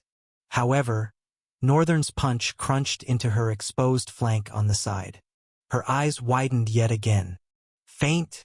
She managed that one thought before blowing away, tumbling into the sand. Northern followed her immediately, landing in front of her and launching a kick onto her jaw. She rolled into the air, slammed on the ground, and still rolled away. Northern was there yet again. But in that instant, she suddenly disappeared and appeared before Northern, thrusting her sword at him with a wild grin on her face. However, the grin on her face faded when she saw what happened. Northern smiled and slowly looked back over his shoulder. The spear was stopping in front of him. No matter how much she tried to push, it seemed like the spear was taking forever to reach him. He smiled a little bit and said to the lady, You know, I have actually been wondering about something. The lady looked up and suddenly jumped away from Northern. The smile on her face had turned to a cautious observation. Northern continued, Your ability affected my limitless void. How? I didn't think I'd be able to use my attributes abilities because my limitless void was out of touch for a while. But when I was eventually able to use it, I've been wondering, how the hell is it that I can't use it then? He looked up and around the air, squinted his eyes and looked at her. Is there like a barrier over this place? She immediately bug-eyed. The next second, however, she smiled. A sweet and solemn smile, lowering her head for a little bit. Her look for at least this second was so pure and genteel like a water lily. Then she said, I expect nothing less of the man that has captured my heart. Then she glanced up. The barrier is no ability of mine but an item that every emissary of darkness receives, because we don't want to leave our traces. Northern looked at her and nodded. Is that what is interacting with my limitless void? Even now, he had to pour a lot of void essence to keep it on, which was not how it used to be before. The thing was meant to come on automatically the moment he sensed danger. Now, it felt so manual. Could it have been that when the barrier was cast it affected limitless void, hence weakening it and subjecting it to her erasure ability? To confirm, Northern used his lock ability on himself. In that instant, he felt limitless void vanish. Taking the opportunity, as she sensed the difference in Northern's presence, the lady lunged forward, flashing across in a blink, but dove right into Northern's punch into her stomach. An explosion of air burst out from her back, ripping her clothes behind. Then she followed, flying away like an arrow shot from a bow, cutting through the air with unwavering purpose and incredible speed. Before she rolled on the ground and came to a stop, she expunged more blood this time. Her lower jaw was painted red. Northern looked at himself. I was right. The barrier is weakening limitless void. He dismissed the ability and immediately felt the return of the force. Only that it was taking more essence from him. Just when he was about to take a step forward, a panel appeared in front of him. Your void summon night terror is evolving. Northern froze. What the? He frowned in dark surprise. What is this monster doing to have gotten 1,000 soul fragments? Of course, he was well aware that night terror gained his soul fragments even from killing monsters. Thus, he truly hoped monsters were the only thing night terror was killing. Because he had been so preoccupied with what had been going on that he didn't think about night terror. Well, there was proof that he was fighting all monsters. That proof is the fact that Northern had not been asked if he wants to copy a talent. Which means night terror was not facing any humans. Remembering it put his mind at rest a little bit. He didn't negate killing humans, but he didn't want it to be done by night terror without his own supervision. Look at what chaos and void was doing to him. Who knows what it'll do to the already vicious monster? He looked at the lady as she tried to get up. He vanished and appeared in front of her, pressing her head back to the ground with his feet. I am really short on time and want to return to Lothelowin because I have business there. So I will be straight with you. He paused and looked at her pitiful state. He felt nothing, no pity, no sympathy for her. After all, she was just about to kill me herself. Why should I waste any emotions? His thoughts beckoned. He continued, surrender and I'll spare your life. He began to feel the lady trying to stand up despite his feet pressing her down. Noticing the struggle, Northern narrowed his eyes and slammed a heavy kick into the lady, causing the entire ground to tremble. Even he did not expect such level of strength from himself. My strength has grown so much. At only nomad rank. He always knew drifters were referred to as superhuman, but this much? He was amazed at himself. Felt proud even. Then he looked at the lady who was eventually standing up. Her face was beaten and battered, covered in blood and bruises. Yet she still managed that expression and said, please don't stop. Defile me. Please make me suffer. I want to suffer in your hands. Chapter 355. Pledge of Service. This annoyed Northern and caused him to immediately lunge a kick at her hand, one that threw her into the air. She crashed into the ground far from him, but he used Shuanpa and was already walking towards her. He stopped after 2 steps, then looked down at the lady still trying to get up, a look of disgust plastered to his face. Who are you? No, what are you? Why are you like this? She trembled but stood to her knees and looked at Northern's face. Despite being beaten and bruised all over, her face still contorted into a beautiful smile. You made me like this, my love. I have never seen anyone so young and manly. I love you so much. I don't want to be killed by anyone but you. Please make me suffer. Do it to your satisfaction and kill me however you please. You can decide to do it slowly, tearing my limbs from limb while savoring the taste of my screams. Or you can burn me, and watch me while I cry in pain and proclaim my everlasting love for you. Northern's expression creased down in so much disbelief and stress. What exactly is this woman? The way she was acting was beginning to leave a bad taste in his mouth. He glanced down at her one more time and turned away from her. He wanted to walk away from her, but she hurriedly crawled and grabbed his leg, begging, please don't go. Don't go without inflicting more pain on me. Make me suffer more. Please don't let me live. I want to die by your hands. You are the most deserving man to take my life and make me suffer for the vile life I have lived. Northern caught glimpse of something in her last statement. His eyes illuminated blue light for a while. Then he turned to the lady and jerked his leg away from her grip.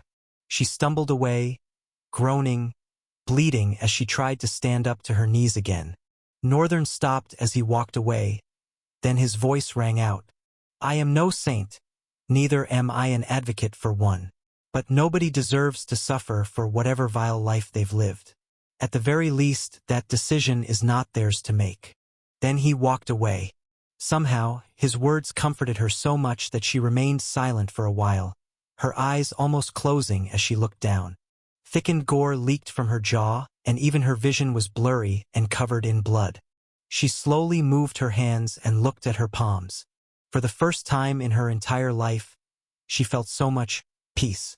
Then she looked up at Northern, whose back went farther away from her. A grin curled up her lips. Indeed, I must get killed by you. It will be a very deserving and peaceful death for me. She suddenly stood up and began to run to him, staggering and coughing blood, calling his name. Sir Northern, Sir Northern, my lord Sir Northern.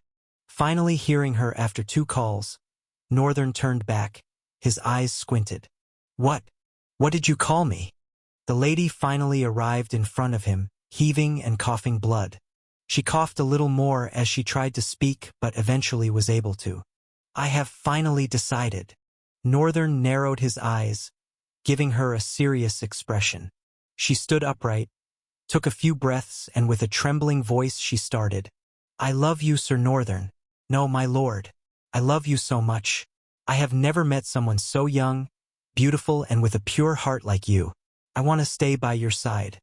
I want to live for you, and I want that to be my suffering for the vile things I have done, so that I can at least die a peaceful death in your hands or by your side. Northern was frozen for a couple of seconds. He didn't know how to react to what she was saying. Serve him? Love? Die by his side? What is all this? Northern was short of words. However, the lady continued.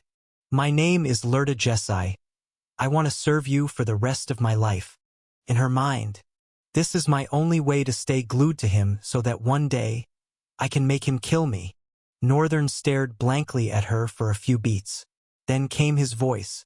Aren't you a knight of Luingard Empire, though? That's okay. As a prince of Riemgard, I don't think there will be a lot of problems. It will be rough at first, but eventually we'll work it out. Northern's expression was blank as she was speaking. He was silent for a couple of seconds, then he spoke. Prince of Riemgard, who? Jesai looked at him in the face. You.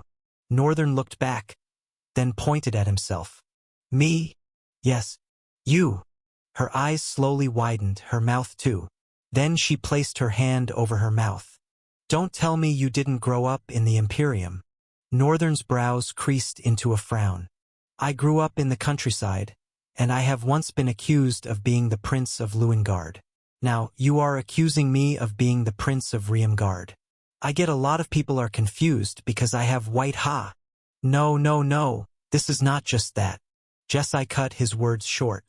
Indeed, the white hair you have is only exclusive to the imperial family of Riemgard and Luingard. However, those blue eyes of yours, I recognize them anywhere I go. Northern looked at her with a raised brow.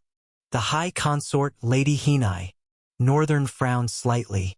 What about her? Jesai sighed and looked at him seriously. Her look was a bit funny with all the bruises and blood on her face. Here's the thing about Luingard and Riemgard. Luingard is a brother nation to Riemgard, although the history goes deeper than what we are told. The first emperor of Luingard was the brother of the reigning emperor of Riemgard at the time. Both have white hair and red eyes. But over time, Luingard Empire began to have hairs of ashen white while Riemgard sustained that snow white. It's quite easy to miss it because Riemgard imperial family do not show themselves in the affairs of the world. No one knows about them. Luingard is usually the one in the spotlight while Riemgard takes the reins of activities from behind. Her face became even more serious. But listen clearly to me, Northern. I had my doubts when I first saw you, but there can't be a mistake about it.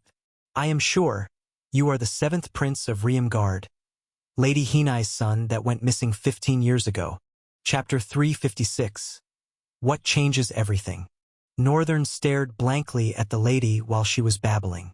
Of course, he knew that he wasn't his father and mother's real son. He could still very well remember the day they took him. He barely saw his mother, but he could make out the urgency of the situation at that time. The 3 sisters, too. and he had suspected that they were all dead. But a prince just sounded unbelievable.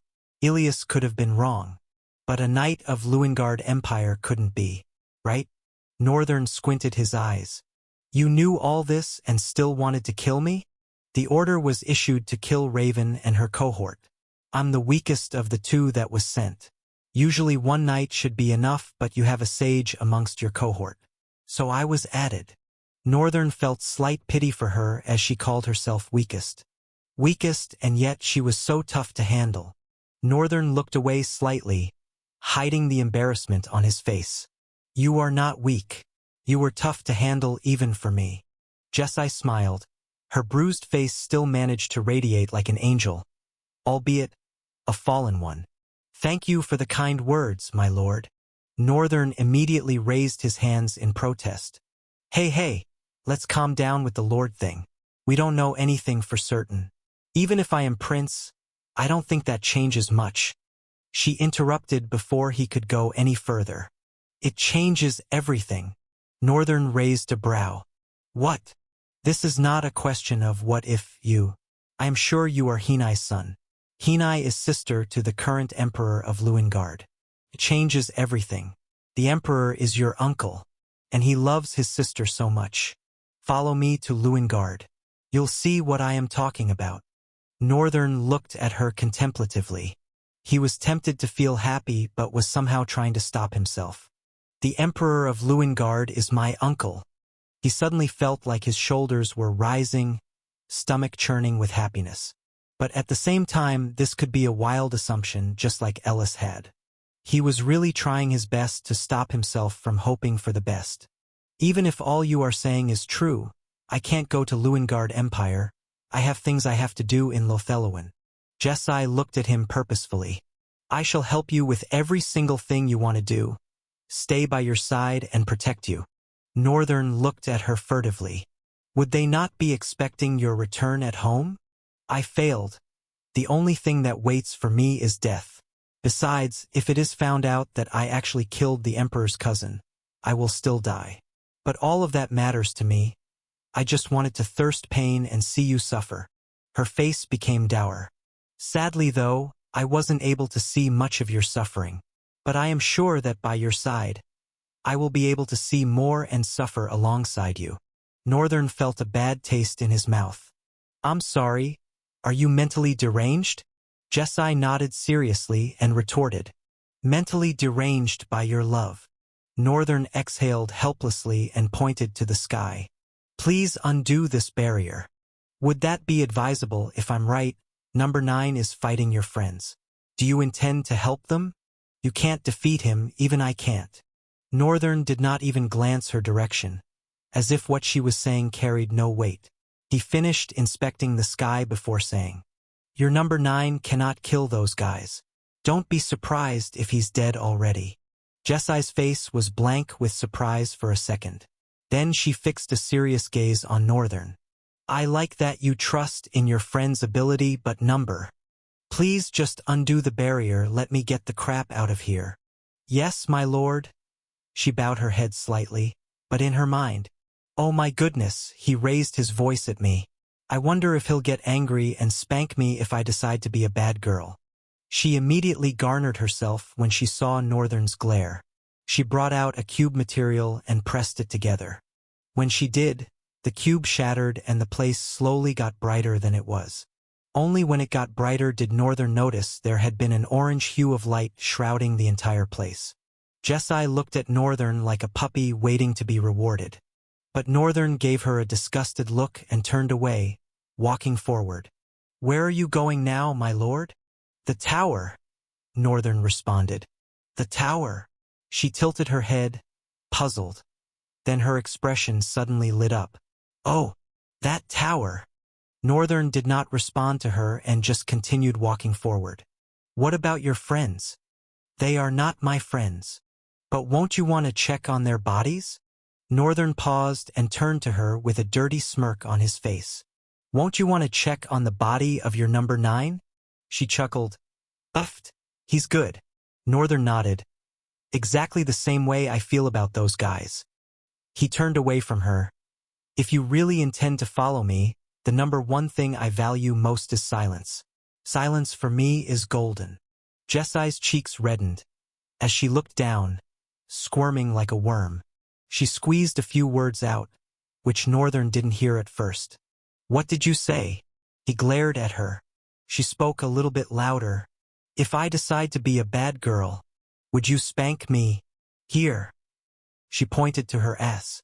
And honestly, her figure was envious amongst many. Northern felt his entire face flush with redness. What the hell? He shouted and sharply turned away, moving forward quickly. My lord, please spank me, my lord, Jessai cried as she hurried after him. At some point, Northern even began to run.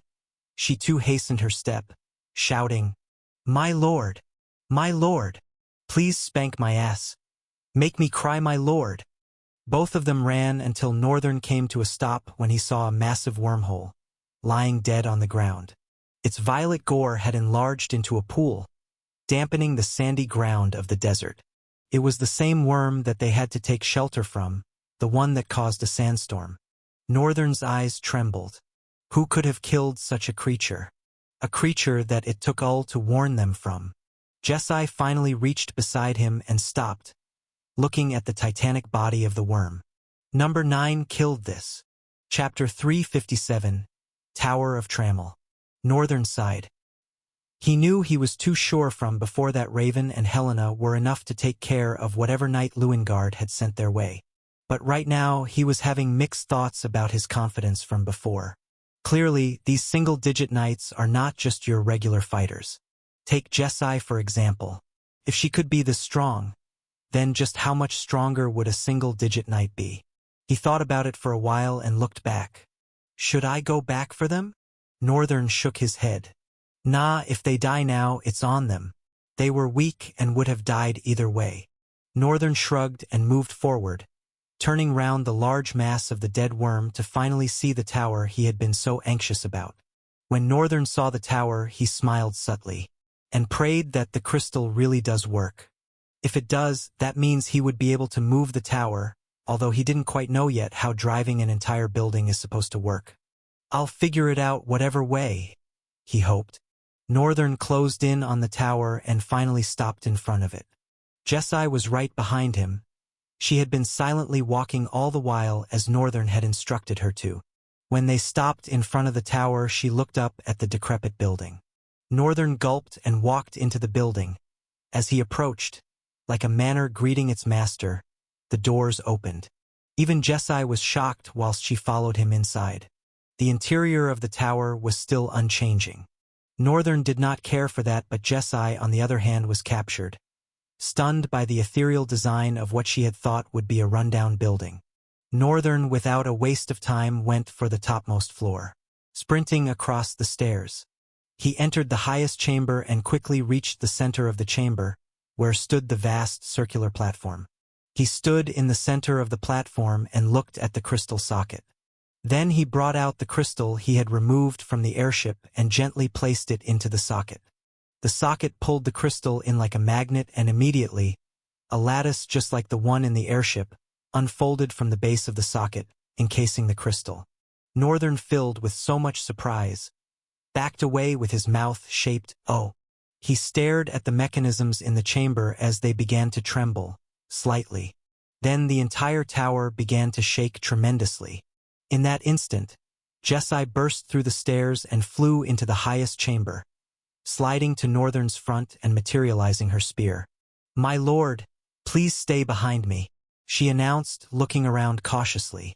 Northern sighed and pushed her aside. Please excuse me. What the hell is she doing?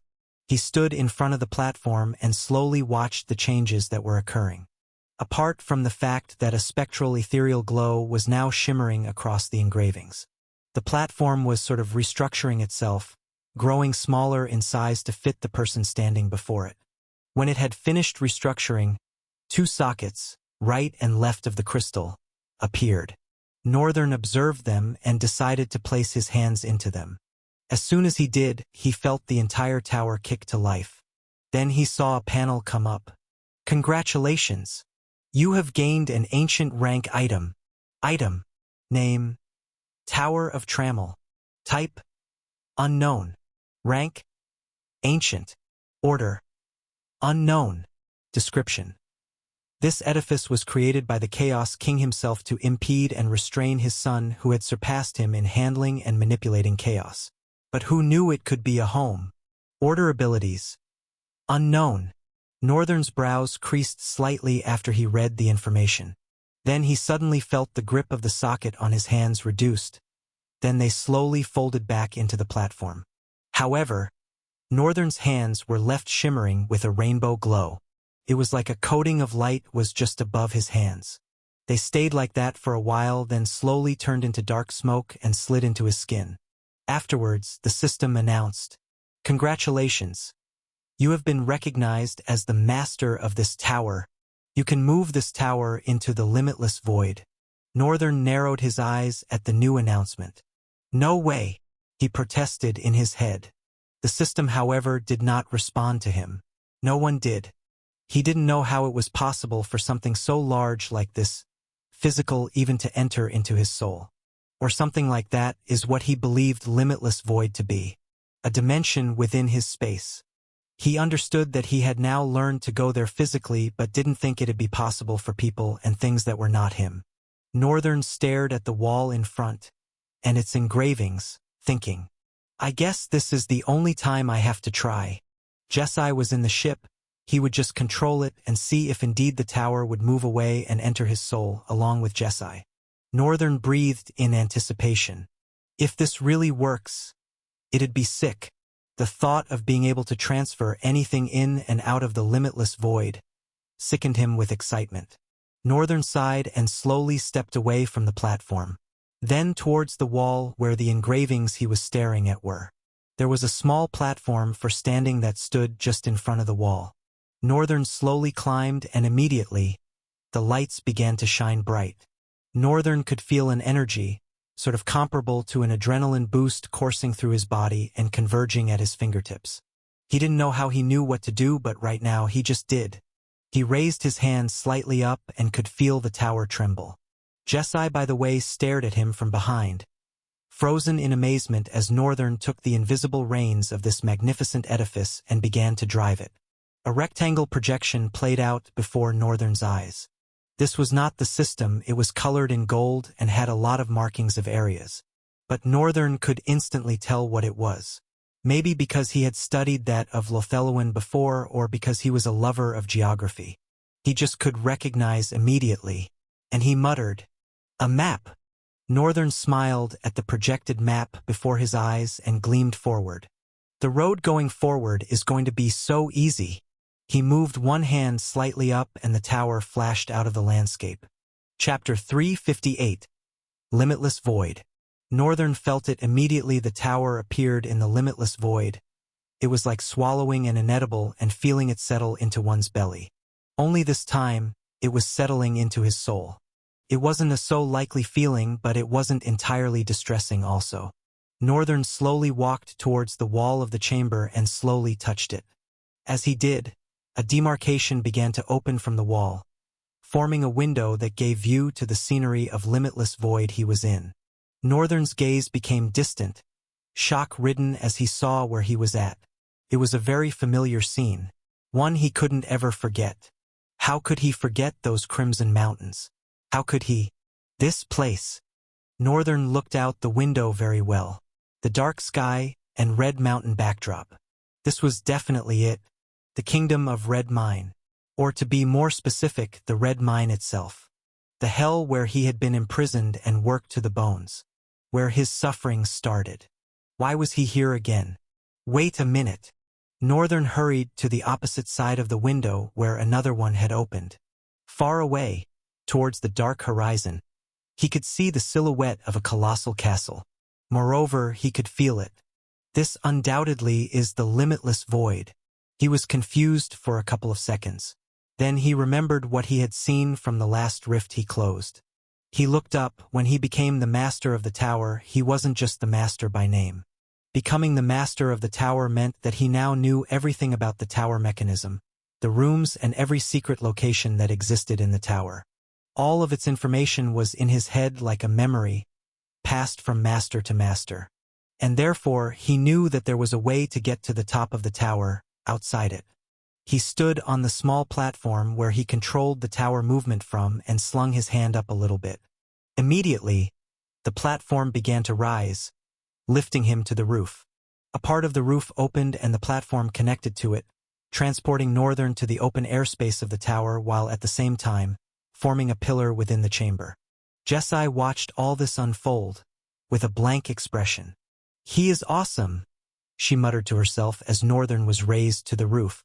The top of the tower was like that of a castle. It was circular and very spacious. Northern stayed at one edge, where he could see the backdrop of the red mines. He wasn't mistaking it. It was indeed that unforgiving place. However, turning his head, Northern could see large white mountains, just next to the red mine mountains. It was like the mountain was transitioning from red to white.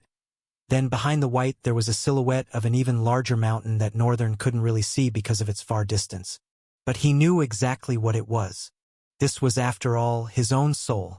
He knew what everything was. He scrunched up his eyes in that direction. The volcano landscape, the frozen landscape, the red mines. These are all the rifts I've been to. Northern had been unconscious when the notification for the first rift he defeated came in. But he had been very well conscious about the second one, and could vividly remember what it had said. Rift has been swallowed by limitless void. The area of limitless void has grown. Some new features have been unlocked for the limitless void. Northern had forgotten that he needed to check what exactly the system meant by some new features have been unlocked for the limitless void. Being able to bring in something aside from himself was probably one of the new features he suspected. He also now understood that indeed, his limitless void was growing from the rift it swallowed. Which meant, in the future, limitless void was bound to grow even more. Just how much would it grow though? Probably as long as he continues to defeat rifts. I guess it's called limitless for a reason. Northern chuckled a little bit and turned around to take the entire visage of the landscape, or perhaps in this case, a soulscape in. Limitless void was indeed massive. He had thought that the castle far towards the western horizon was all that limitless void was. But now was only realizing that it was only a small fraction of what limitless void is. And that feeling, the moment he thought about it, overwhelmed him with so much joy of what his future could be. He would have an entire world living in his soul. How's this even possible? While Northern was tempted to think of how any of this made any sense, he didn't. This was all possible because of chaos and void. This was all something that the Chaos Prince also had. And now they are all his too. Although Northern wasn't too sure about that last part.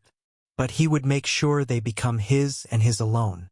Northern felt a bit greedy, accommodating that thought, but he clasped his hand tightly with a determined look on his face. It's the Chaos Prince's fault for leaving his things around anyhow. He smiled and looked to the castle. Since it's my soul, I should be able to go anywhere by just willing it, right? The scenery changed and Northern found himself standing beyond the white throne seat and dancing black flames.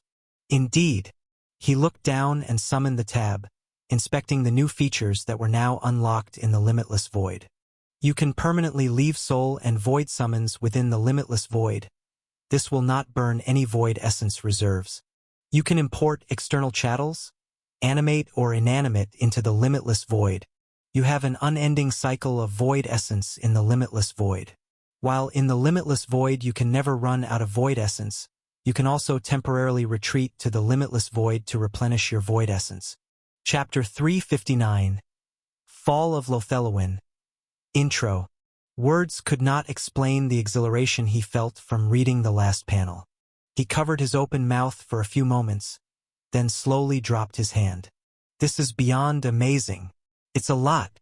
I can find endlessly.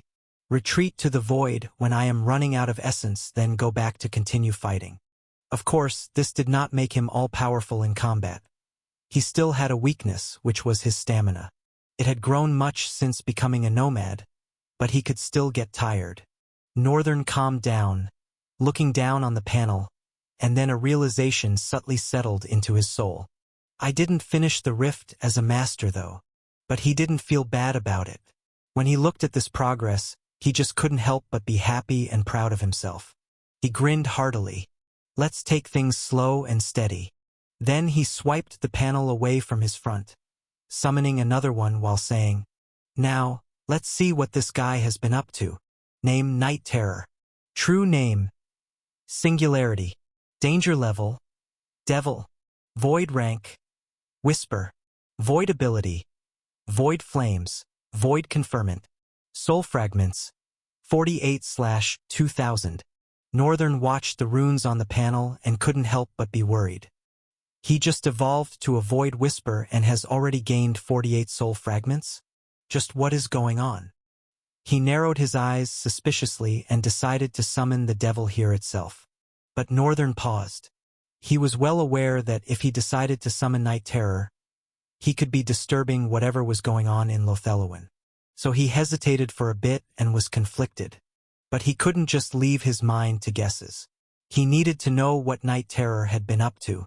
The only way was to bring Night Terror back into the limitless void. The moment they see, their link would reconnect and he would automatically know all that the devil had been doing. I'll make it brief. He finally decided and beckoned upon the monster's name. Come, Night Terror. Black flames swirled in circles on the ground, then slowly surged up and disappeared to reveal a menacing incarnate of evil itself. Night Terror fell on his knee with those bipedal legs. All four of his hands were touching the ground and his eyes were bowed. The eerie red glow of his eyes dimmed a little bit. Northern stood frozen at the visage of the monster. Its pitch-black skin was smeared with blood of different colors, and crimson could be seen too. Subtle seconds after that, a flood of information invaded Northern's mind.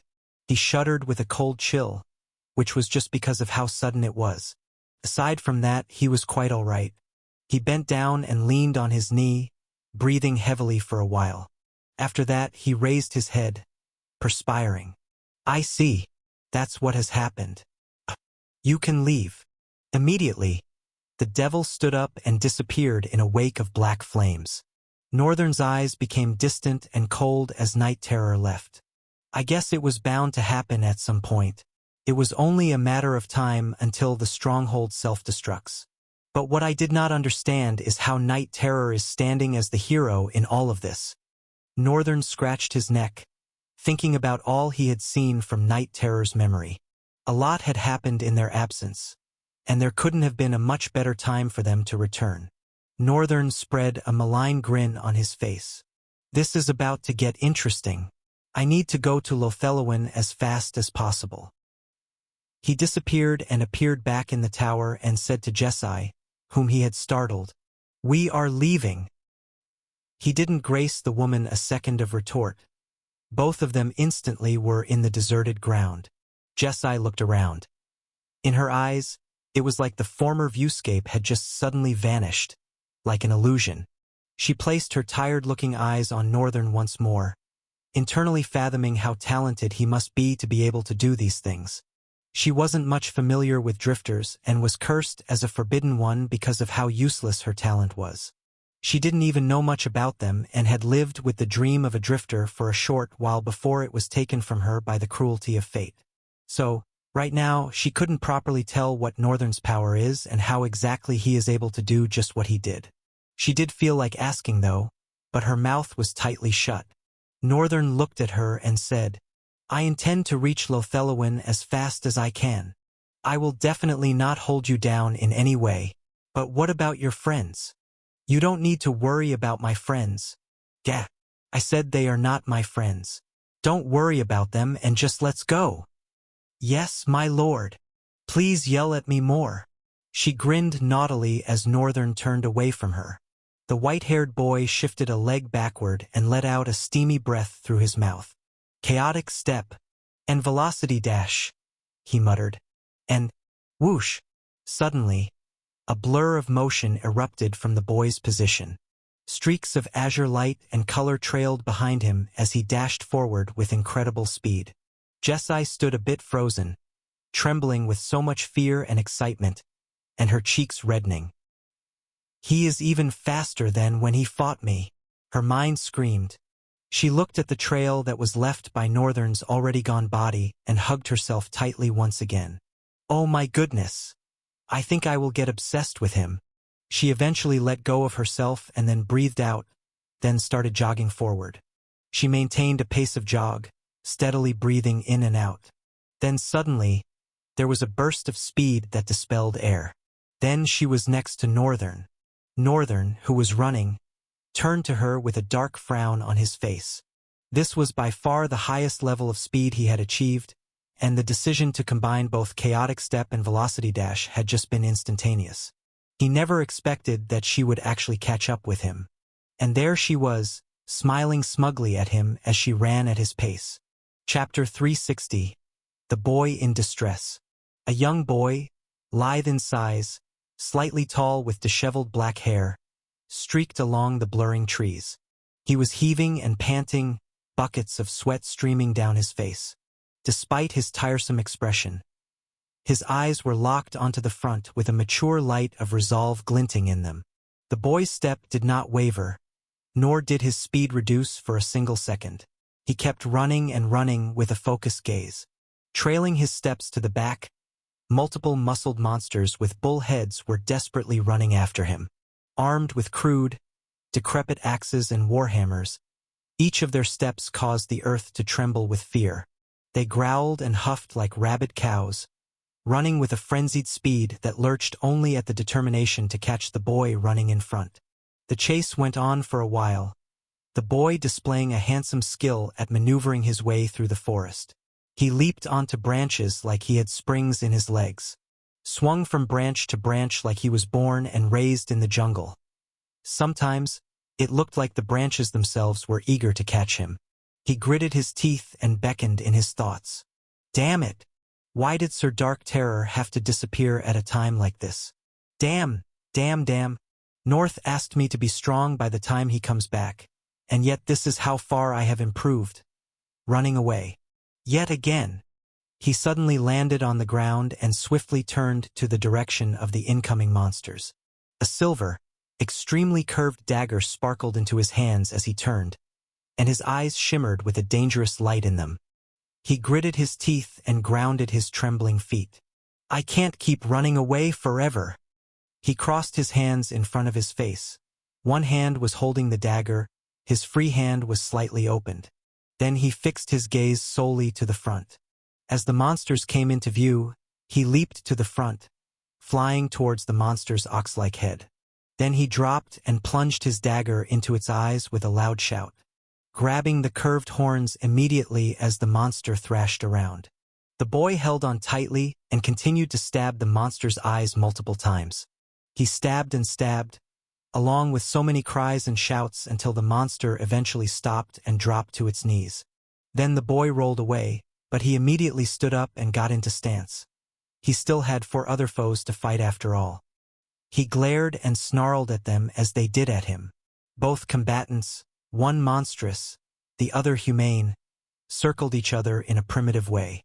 The boy's frail dark eyes were locked on the monsters as he maintained a low stance and carefully circled them as they did to him.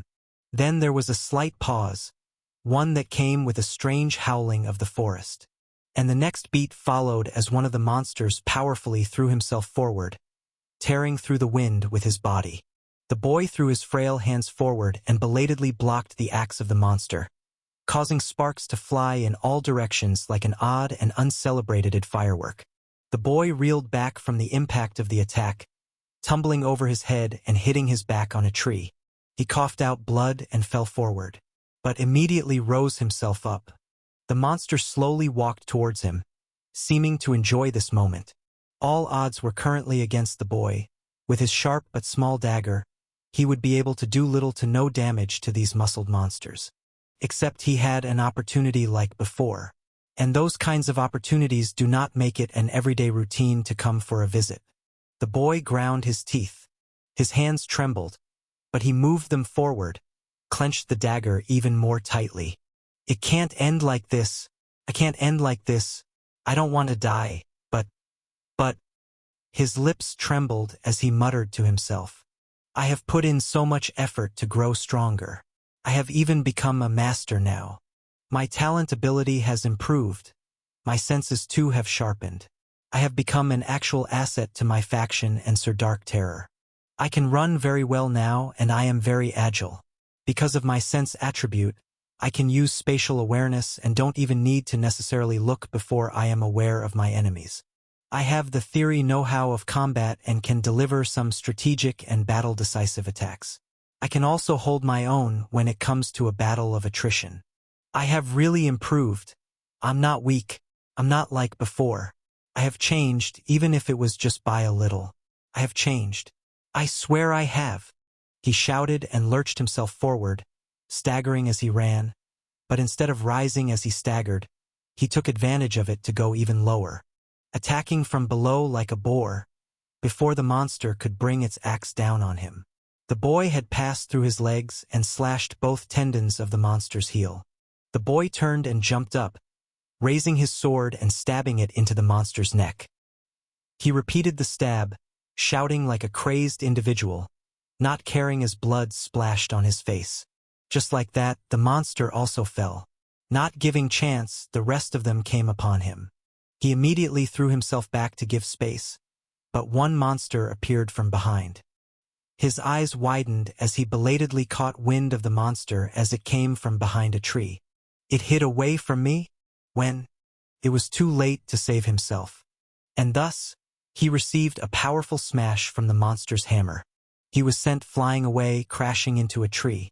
The other three paused and turned back, then rushed towards him. Blood ran down his face, blurring the vision of one of his eyes. But he could still manage to make out the monster. Damn it! He thought, I really have failed, huh? His eyes slowly closed as the monsters got to him and raised their weapons. Before they could bring them down, however, a large burst of wind suddenly streaked past the place, and all three of the monsters were ignited with black flames. They began dancing and growling so loudly and thickly. Someone stopped just behind the tree he had crashed into. Another person stopped in front. The person in front was a lady, in tattered white and red armor. She had a disinterested look on her face. The boy, with his blurred vision, watched as the monsters thrashed around and finally fell to the ground. Straining his eyes, he raised them to the lady in front of him. Was it her? Then someone walked to his front. The person was in lustrous black metal armor, with long white hair that reached his jaw, flowing gently with the wind. Their face was pale and roughed, but their eyes, those eyes. The boy's eyes widened immediately as he saw the blue eyes, gleaming with a primal light. Northern. Northern raised a hand with a small and pitiful smile. Yo, Aegis.